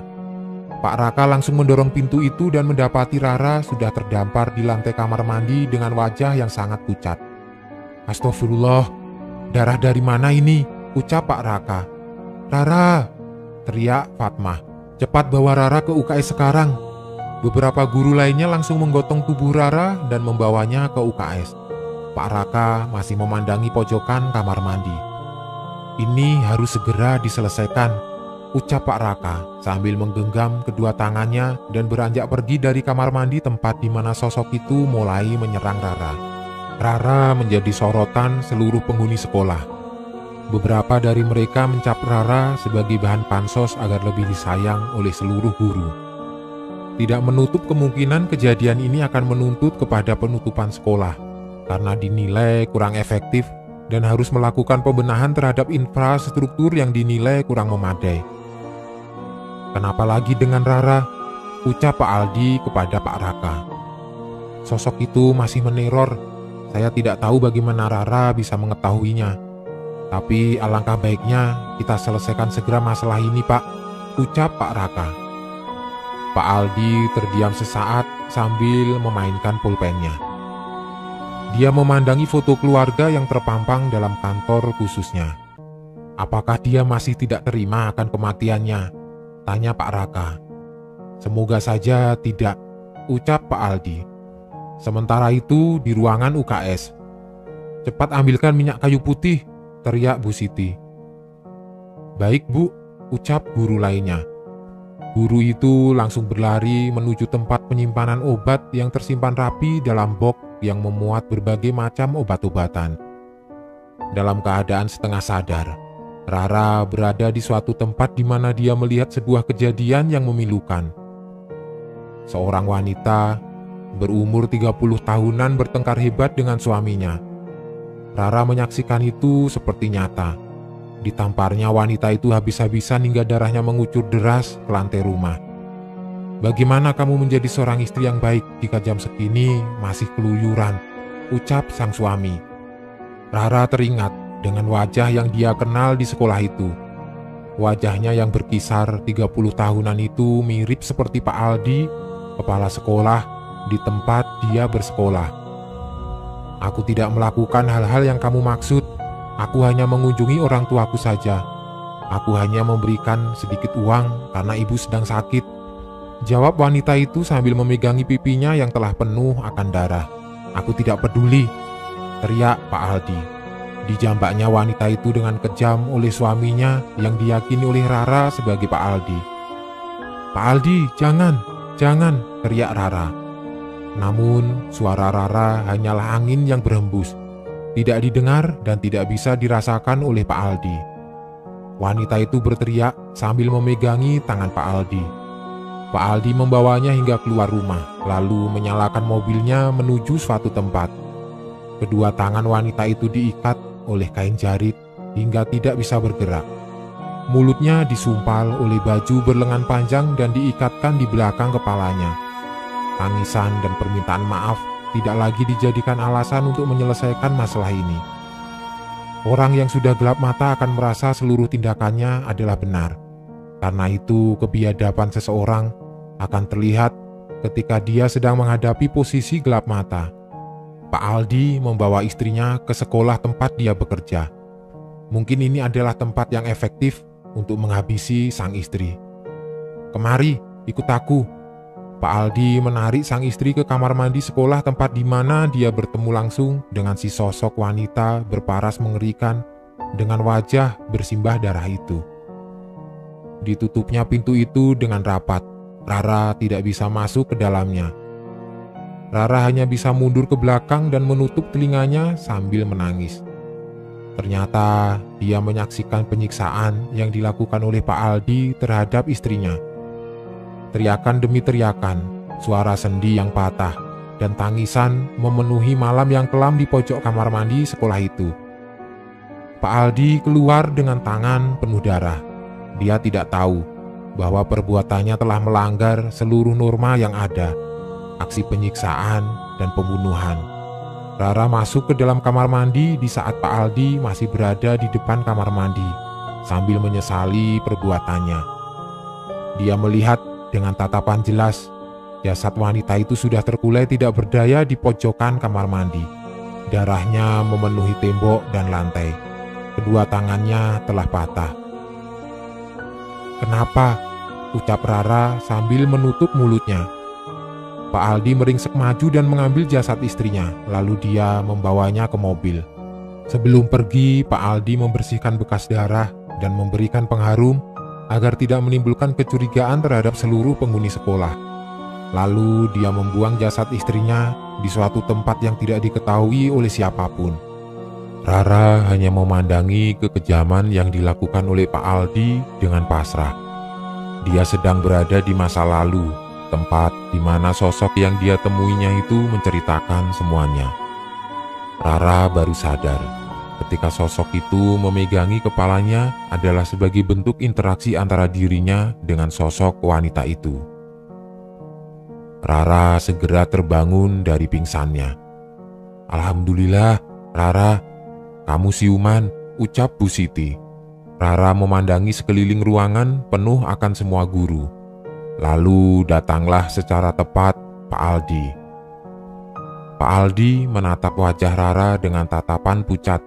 Rasanya Rara mengetahui throwback yang pernah dilakukannya di masa lalu. Rara langsung beranjak bangkit dan menuju Pak Aldi. Langkahnya agak tegar dan tenaganya secara tiba-tiba penuh kembali. "Pak, istri Bapak mendatangi saya hari ini. Dia meminta saya untuk meminta kepada Bapak agar menebus seluruh dosa-dosa Bapak," ucap Rara dengan lantang. "Apa maksudmu?" tanya Pak Aldi. "Sosok yang saya temui belakangan ini bukanlah penghuni sekolah, tapi itu adalah sosok dari istri Bapak yang Bapak bunuh 5 tahun yang lalu," ucap Rara. Sontak saja seluruh guru yang ada di UKS tidak percaya dengan perkataan Rara. "Rara, cukup," teriak Bu Siti. "Saya tidak akan berhenti menyuarakan kebenaran yang sebenarnya. Jika harus menderita terlebih dahulu, kebenaran tidak akan pernah kalah dengan segala tipu daya yang disembunyikan di masa lalu," ucap Rara kepada Pak Aldi. Pak Aldi bersimpuh lemas di hadapan Rara. Dia menangis terseduh-seduh ketika seorang muridnya sendiri telah membuka masa lalu kelamnya. Pak Raka langsung menelpon polisi untuk menangkap Pak Aldi. Beberapa guru lainnya langsung mengamankan Pak Aldi dengan perasaan kesal dan marah. "Ra, terima kasih telah membantuku untuk melangkah ke jalan yang lebih baik. Masa laluku adalah sebuah tebusan di masa ini," ucap Pak Aldi sambil menunduk. Beberapa menit kemudian, beberapa polisi mendatangi sekolah itu. Semua yang ada di sekolah bertanya-tanya tentang siapa yang ditangkap oleh polisi tersebut. Bu Siti segera memeluk Rara. Rara melihat sosok wanita itu di dekat pohon yang berada di luar sekolah sambil tersenyum dan melambaikan tangannya yang sudah patah. Pak Aldi digiring menuju kantor polisi untuk mempertanggungjawabkan perbuatannya. Pak Aldi hanya bisa pasrah dan menunduk lesu. Anehnya, penjara yang dimasuki Pak Aldi lengkap dengan kamar mandi. Pak Aldi merasa ada yang aneh dengan ini semua, seperti sudah ada yang menunggu di dalam kamar mandi tersebut. Pak Aldi mencoba memasuki kamar mandi itu sambil menyalakan lampunya. Ketika sudah berada di dalam, lampu tiba-tiba redup secara perlahan, disusul dengan suara pergerakan tangan yang telah patah ketika digerak-gerakkan. Sosok wanita yang diyakini istrinya itu muncul dengan wajah penuh dendam. Darahnya berjatuhan secara perlahan di lantai kamar mandi. "Irma, maafkan aku," ucap Pak Aldi. Sosok itu tiba-tiba menyerang Pak Aldi dengan merobek-robek seluruh wajahnya. Pak Aldi meninggal, di mana dendam sang istri telah terbalaskan. Oh iya, mengenai sosok anak laki-laki yang memegangi kaki Bu Indah, itu adalah sosok anaknya yang mengikutinya terus-menerus.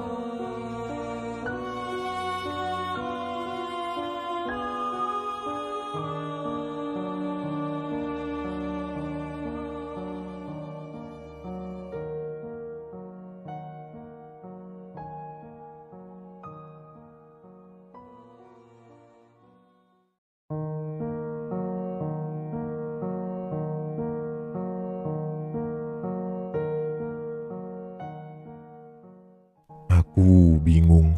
Terkadang aku ingin menyelamatkan orang lain. Namun, kenapa orang lain tidak baik kepadaku? Cirebon 2015. Perkenalkan, namaku Rara. Beberapa orang menjadikanku hanya sebagai jembatan dan keuntungan semata. Aku selalu diminta untuk membantu orang-orang yang terkena gangguan yang bersifat tidak logis. Aku sebut sebagai kesurupan.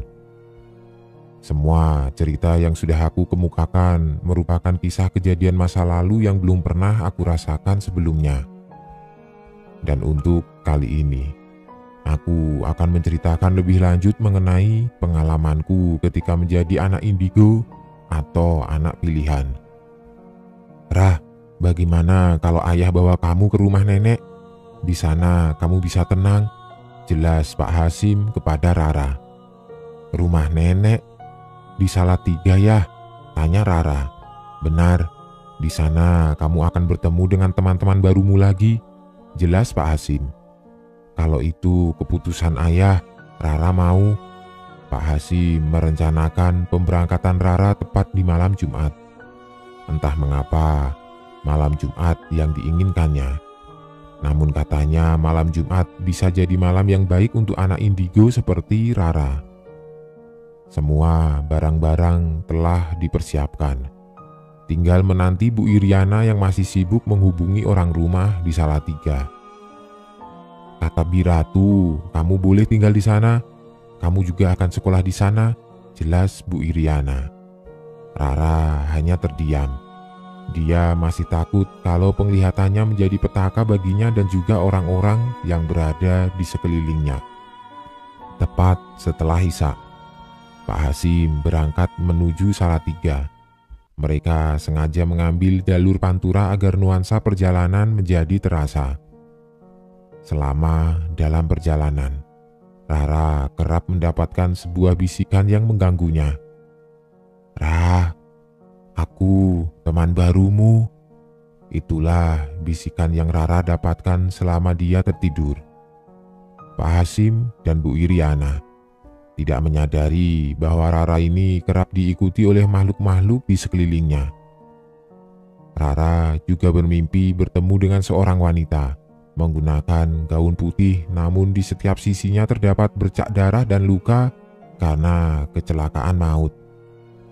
Rara tiba-tiba terbangun dari tidurnya. Kenapa Rah? Mimpi buruk lagi? Tanya Bu Iriana. Kita di mana Bu? Masih jauh nak, kan kita lewat jalur Pantura. Memang kenapa? Tidak apa-apa Bu, aku tidur lagi ya. Bu Iriana yang melihat reaksi aneh Rara semakin bingung. Pak, kenapa Rara? Tanya Bu Iriana. Tidak tahu, mungkin dia dapat kenalan baru. Karena jalur ini banyak sekali orang yang tewas karena kecelakaan. Hati-hati Bu, tetap jaga Rara dan perhatikan dia, jelas Pak Hasim. Perjalanan yang mereka tempuh kira-kira 4 jaman. Itu terjadi karena ada beberapa titik yang macet namun tidak parah. Hal yang membuat Pak Hasim dan Bu Iriana khawatir adalah keberadaan Rara sendiri. Bisa dibilang mengundang banyak para makhluk halus di sekitarannya. Ada yang sekedar untuk berkenalan, ada yang ingin membantu Rara, namun ada juga yang ingin mengambil tubuh Rara sebagai wadah dari eksistensi mereka. Pak Hasim memberanikan diri untuk memutuskan keputusan ini karena baginya keselamatan Rara adalah prioritas utama baginya. Begitu juga Bu Iriana. Sudah banyak sekali hal-hal yang dia ketahui dari Rara yang terbilang aneh dan sangat berbahaya bagi Rara sendiri. Sebentar lagi sampai, ucap Pak Hasim. Gapura selamat datang di desa telah terpampang jelas. Pak Hasim melihat Rara masih tertidur pulas sementara Bu Iriana, dia baru saja terbangun. Kawasan yang sepi juga masih asri dengan pepohonan yang menjulang tinggi, membuat hal klasik di dalamnya sangat menonjol. Konon katanya, tempat yang dihuni Rara nanti adalah tempat para tumbal gadis seusianya. Rah, bangun, sudah sampai rumah Simbah. Kamu mau turun tidak? Tanya Bu Iriana.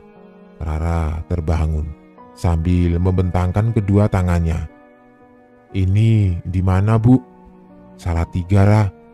Hal pertama yang dilihat Rara adalah sebuah rumah tua yang begitu menyeramkan. "Itu rumah siapa?" "Itu rumah nenek. Memang bentuknya agak seram, tapi dalamnya bagus kok." Bu Iriana pun membantu Rara untuk turun dari mobil sembari menentengkan tas bawaannya. Rara juga tidak lupa untuk melihat sekeliling kondisinya. "Tempat ini," ucap Rara. "Ada apa, Ra?"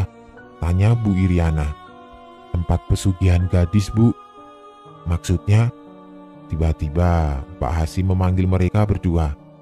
"Rara, Ibu, ayo masuk. Simbah sudah menunggu di dalam," teriak Pak Hasim. "Ibu percayakan sama Rara?" Bu Iriana hanya tersenyum.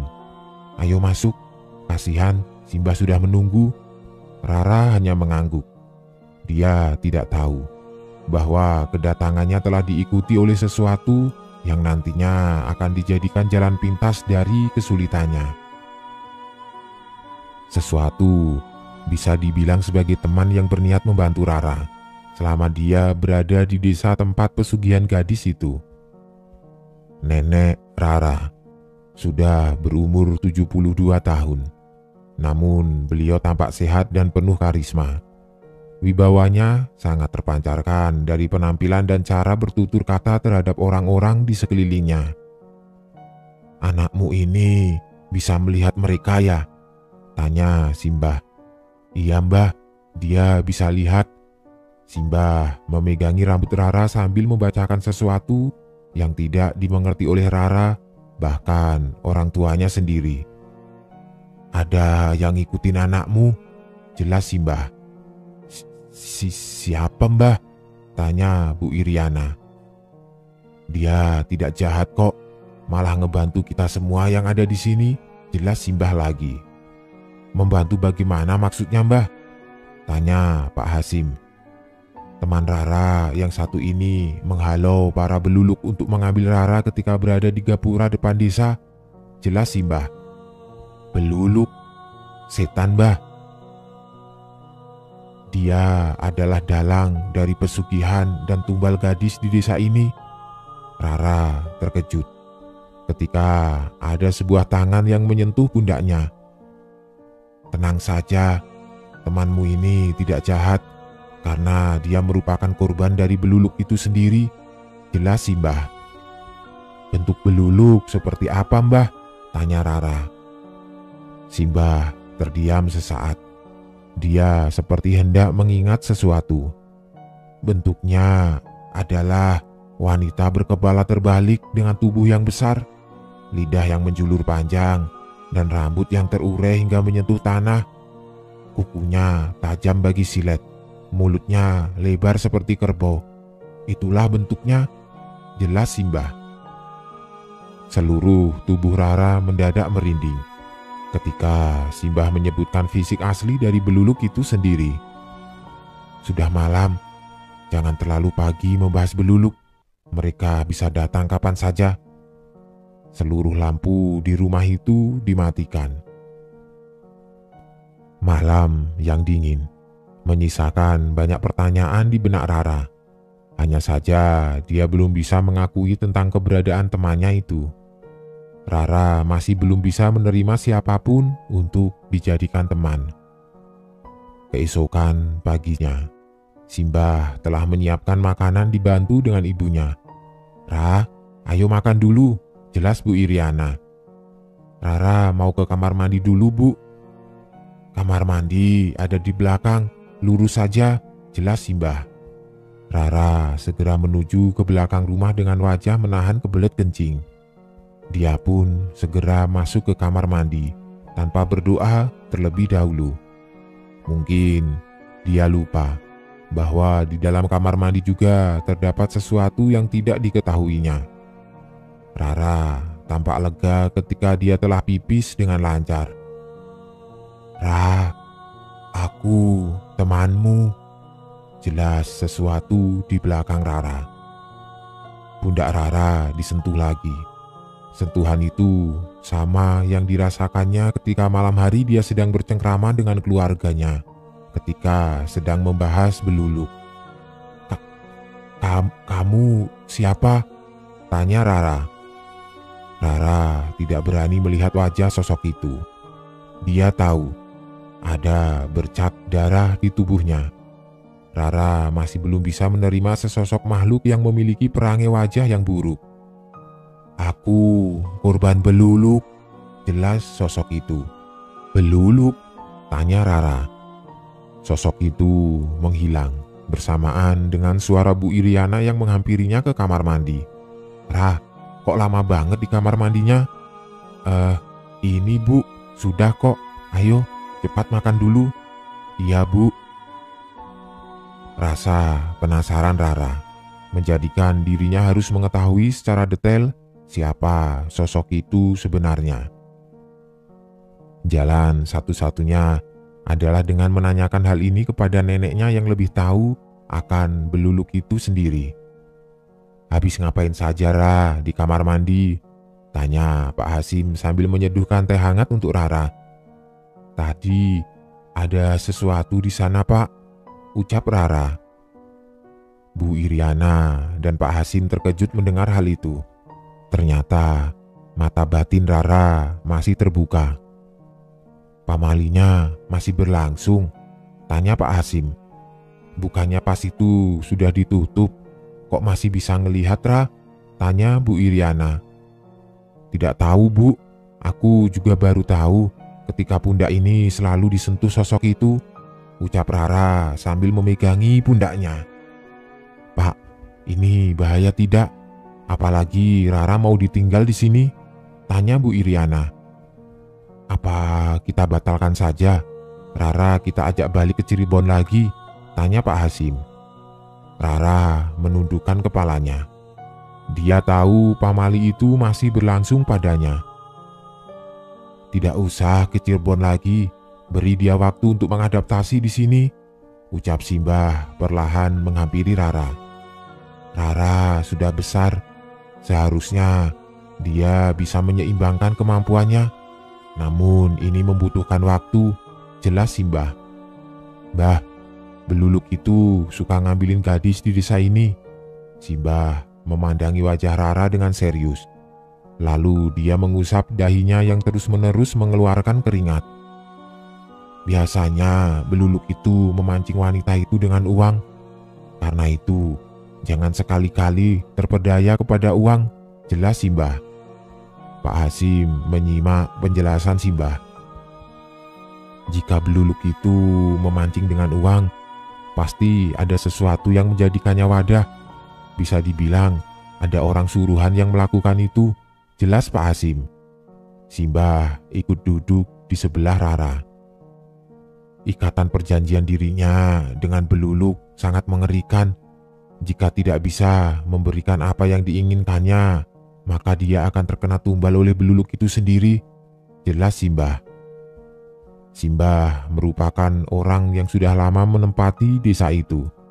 Namun lambat laun, desanya semakin sepi akibat ulah Beluluk yang mencari mangsa. "Nanti akan aku ajak menuju anak warga.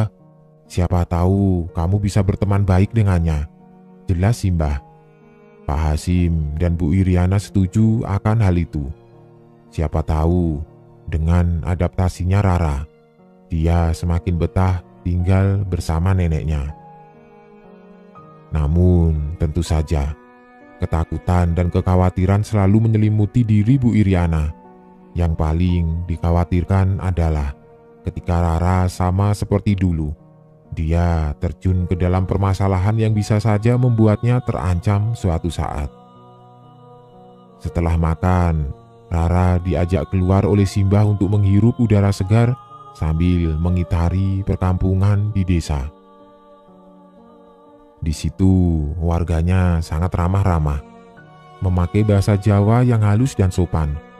Tentu saja hal ini yang mendukung Rara untuk tinggal lama di tempat simbahnya. Simbah menuju rumah warga yang berdekatan dengan sawah. Rumah itu walaupun sudah tua namun masih kuat dan tegap. Rahasia orang dulu buat rumah. Setiap rumah selalu diberi sesuatu agar kuat dan tidak roboh. "Rakmini, mana anakmu?" ucap Simbah. "Ada apa, Mbah?" Siapa itu, Mbah?" tanya Bu Rakmini. "Cucuku," jawab Simbah. "Ya Allah, cantiknya, Mbah," jelas Bu Rakmini. "Ada yang aneh di sini. Bu Rakmini hanya tinggal bersama anaknya seorang.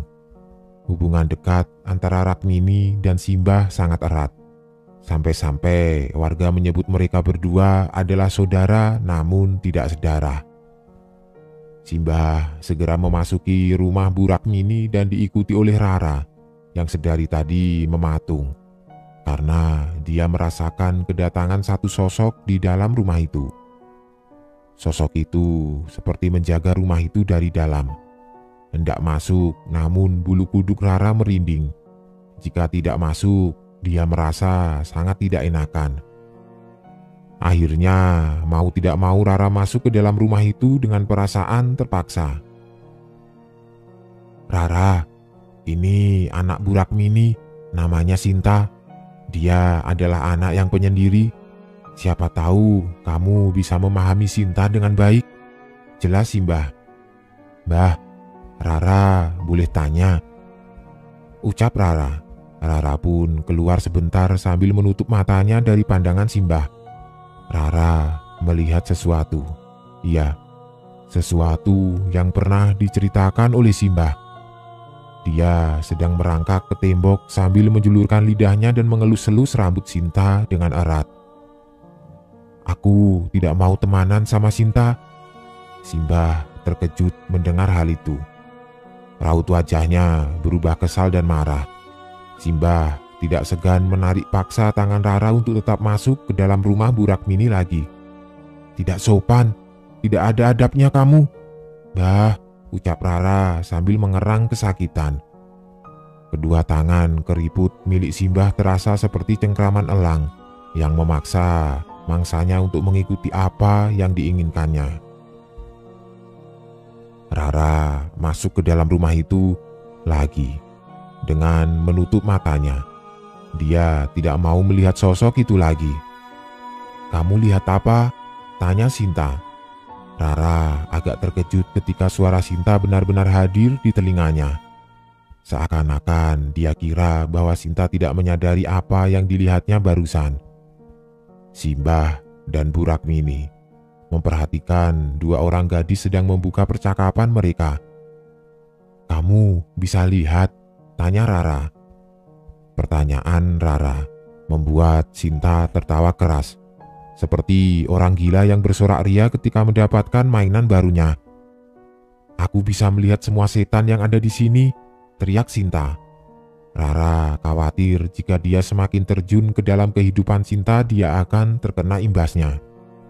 Dia juga tidak mau hal ini menambah buruk bagi dirinya sendiri, sebagaimana yang dikatakan oleh orang tuanya pada dirinya. "Mbah, aku mau pulang ke Cirebon," ucap Rara sambil melangkah mundur ke belakang arah pintu. Simbah mendekati Rara dan menepuk pundak Rara dengan kencang. "Kamu sudah lihat bentuk beluluk itu?" tanya Simbah. Rara kebingungan. Apa tujuan sebenarnya Simbah membawa dirinya ke tempat Sinta? Dia pikir Simbah akan menjadikan Sinta sebagai teman barunya. Namun nyatanya Simbah hanya menunjukkan bentuk dari beluluk sendiri. Itu artinya korban selanjutnya dari pesugihan beluluk adalah Sinta. Beluluk itu telah meracuni pikiran dan tubuh Sinta. "Aku sengaja membawamu ke sini supaya kamu bisa menolongnya," jelas Simbah. Rara tidak bisa menolak apa yang diinginkan oleh Simbah kepadanya. Nyalinya seakan menyala kembali ketika Simbah mempercayainya untuk maju ke garda ke depan dan menumpas semua beluluk yang hendak mengambil para gadis di desa tersebut. "Rakmini, apakah Sinta sudah membaik?" tanya Simbah.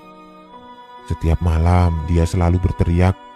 Kadang dia meronta-ronta kesakitan, Kedua pahanya penuh dengan bekas cakaran, jelas Rakmini. "Cucuku bisa mengusir beluluk itu," ucap Simbah. "Jadi selama ini Sinta?" tanya Bu Rakmini. "Iya, dia sedang diincar oleh beluluk untuk dijadikan korban pesugihan selanjutnya. Karena itu aku membawanya ke sini untuk membantu mengeluarkan anakmu dari cengkraman beluluk itu." Rara belum yakin akan dirinya sendiri. Dia masih belum tahu apa yang akan dia perbuat semasa dia ingin membantu Sinta dari cengkraman beluluk. Entah apalagi yang akan dihadapinya, namun dia harus siap ketika nyawa adalah taruhan utamanya. "Malam nanti kami akan kembali dan melepaskan beluluk itu dari Sinta," jelas Simbah. Bu Rakmini hanya terdiam mematung sambil memahami perkataan itu. Dia terkejut ketika mendapati beluluk itu sedang mengincar anaknya. Simbah pun mengajak Rara untuk kembali pulang ke rumahnya. Di sepanjang perjalanan, Simbah hanya terdiam. Dia tidak mengucapkan sedikit kata pun kepada Rara terkait beluluk ataupun Sinta itu sendiri. Sesampainya di rumah, Bu Iriana dan Pak Hasim sudah berada di pintu rumah. Mereka berdua seperti hendak menyambut kedatangan Rara. "Bagaimana teman barumu? Enak?" tanya Pak Hasim. Rara menggeleng-gelengkan kepalanya sambil menatap Simbah. "Ada apa, Mbah?" tanya Bu Iriana. "Tidak ada apa-apa. Kebetulan kita mampir ke rumah warga," jelas Simbah. "Maksudnya temannya Rara?"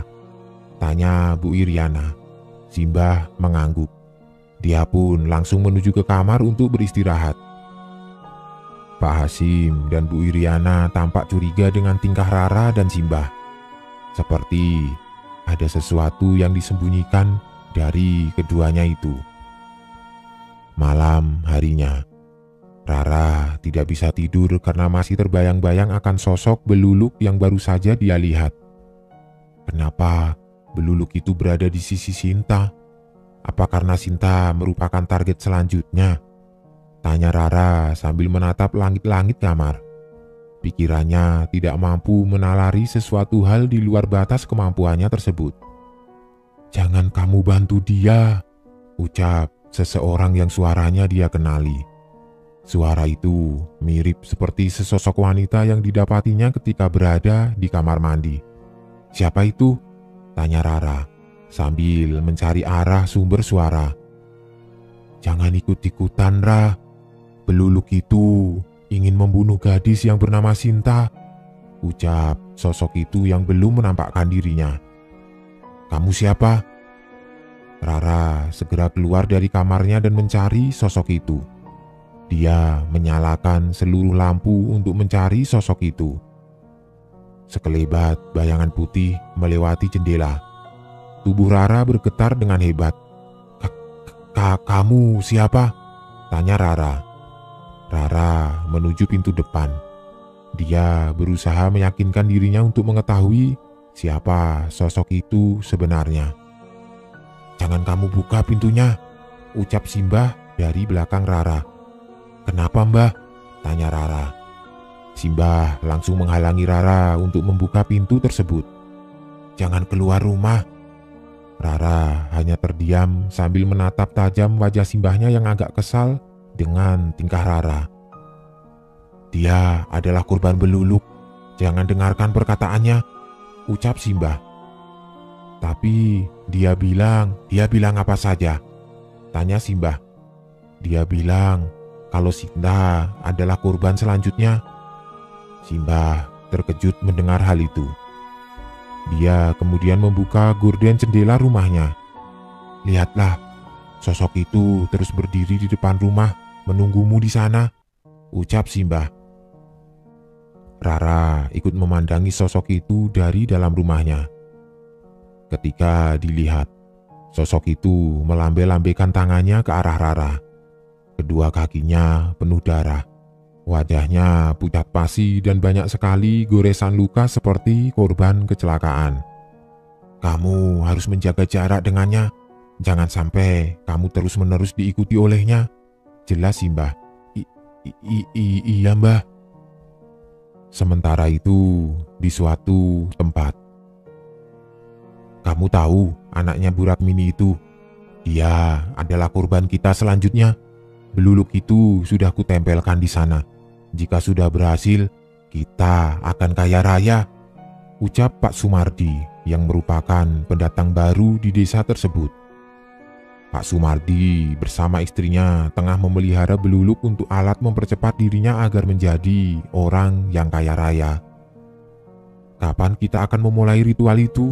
Tanya Bu Ina. Besok malam kita akan memulainya. Jadi sekarang kita pastikan bahwa tidak ada warga yang mengetahui hal tersebut, ucap Pak Sumardi. Bu Ina mengangguk paham. Ritual yang dijalankan oleh keduanya sangat sederhana namun berujung fatal jika gagal. Artinya, beluluk itu bisa saja menyerang balik keduanya jika ritual itu benar-benar gagal.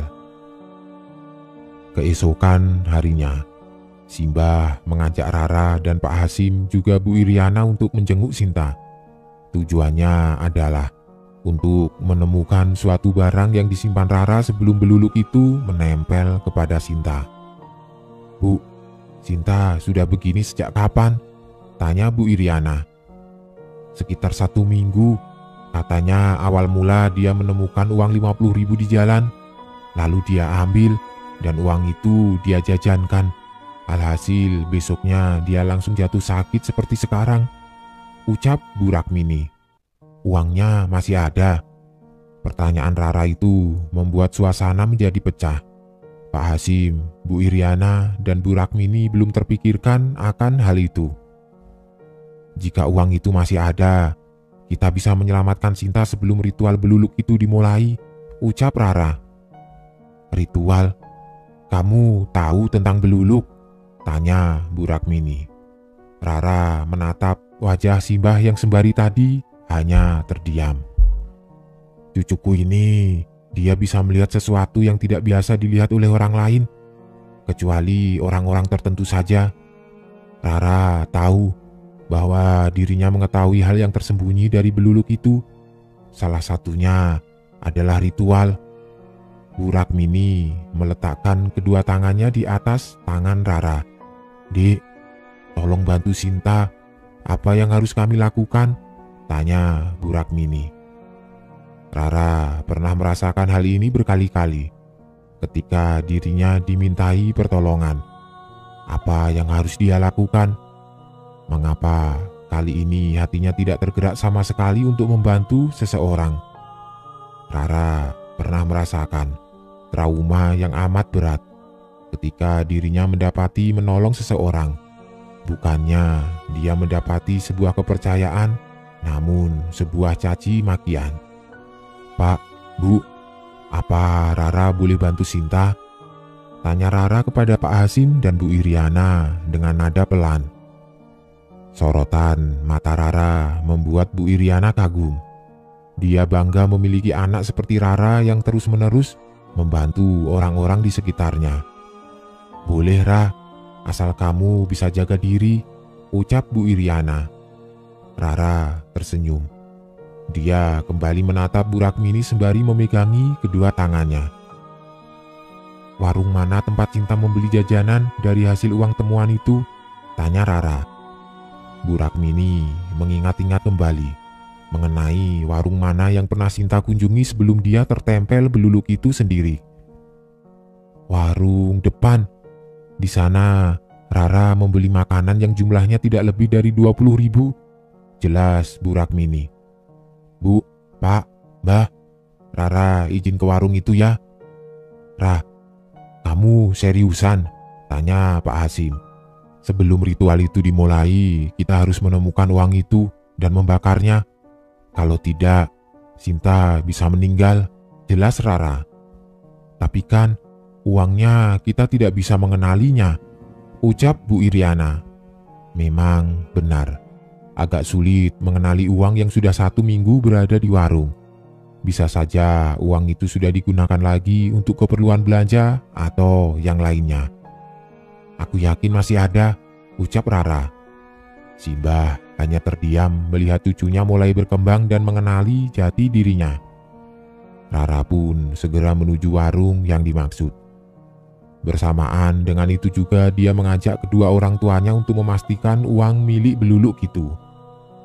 Ciri-ciri uang dari hasil pesugihan itu adalah bagi orang yang bisa mengetahui keasliannya, dia akan dapat membedakan uang yang merupakan alat untuk dijadikan tumbal dengan uang yang asli bisa dikenali dari baunya. Uang tumbal berbau amis seperti darah, agak pucat dan sangat busuk jika tercium dari dekat. Warung yang dimaksud oleh Bu Rakmini ternyata sepi pengunjung. Hal itu membuat Rara bertanya-tanya. Kok warungnya sepi? Tanya Rara. Rara mendekati warung itu secara perlahan, diikuti dengan Pak Hasim dan Bu Iriana yang makin penasaran akan bentuk dari uang itu.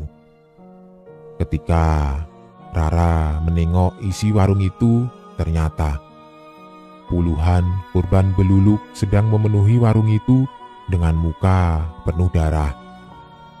Rara segera mundur dan menutup matanya. Kenapa, Ra? Tanya Bu Iriana. Bu, di situ banyak korban Beluluk, jelas Rara. Pak Hasim segera mendekati warung itu dan melihat uang 50 ribuan tergeletak di lantai. Uangnya, jelas Pak Hasim. Kenapa, Pak? Tanya Bu Iriana sambil memeluk Rara. Uangnya, uang itu mungkin penyebab warung ini sangat sepi, jelas Pak Hasim. Rara terkejut mendengar hal itu.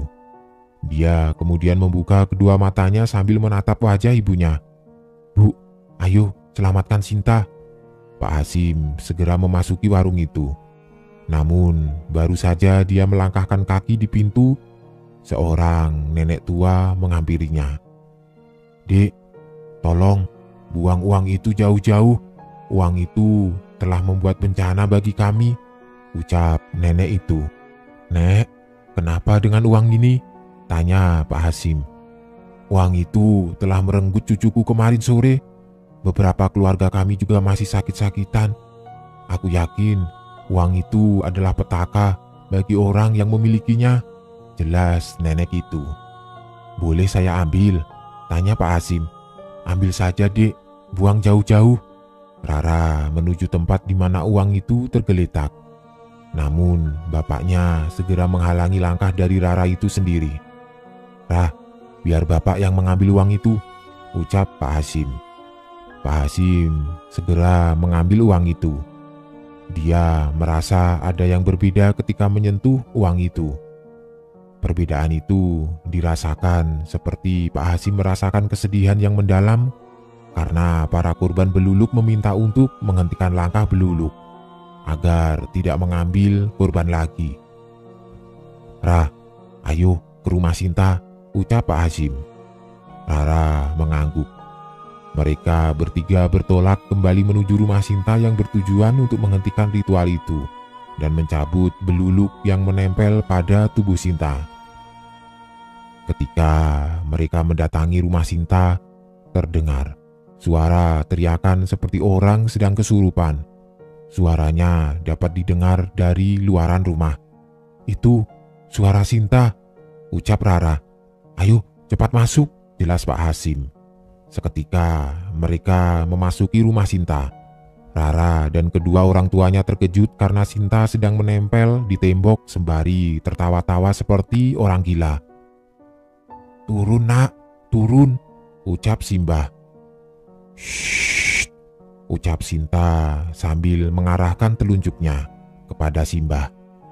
Rara mendekati Simbah sembari menyerahkan uang itu. Ini uangnya, Mbah, jelas Rara. Simbah mengambil uang itu. Dia memperlihatkan bentuk uang itu kepada Sinta yang sedang kerasukan. Sinta berteriak seperti orang marah. Ini uangmu kan? Senyum Simbah.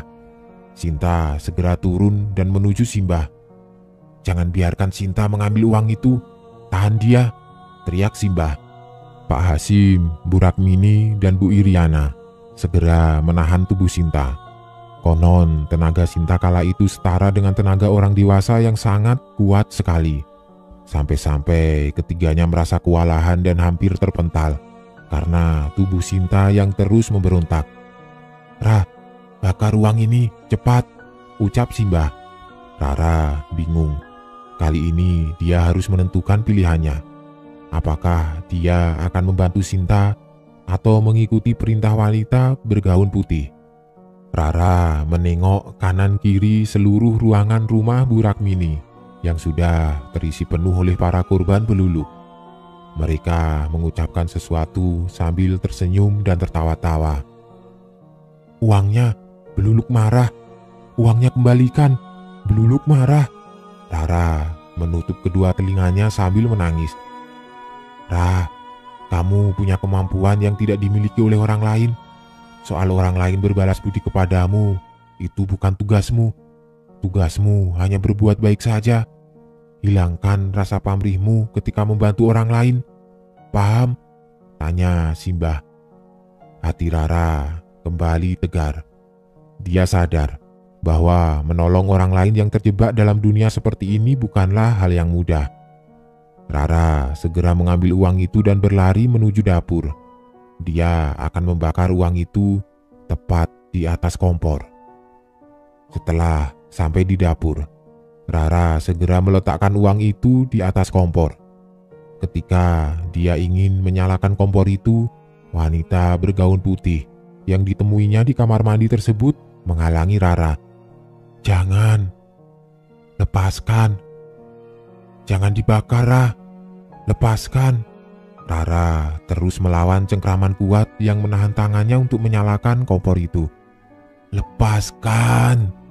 teriak sosok itu dengan wajah penuh amarah dan kesal.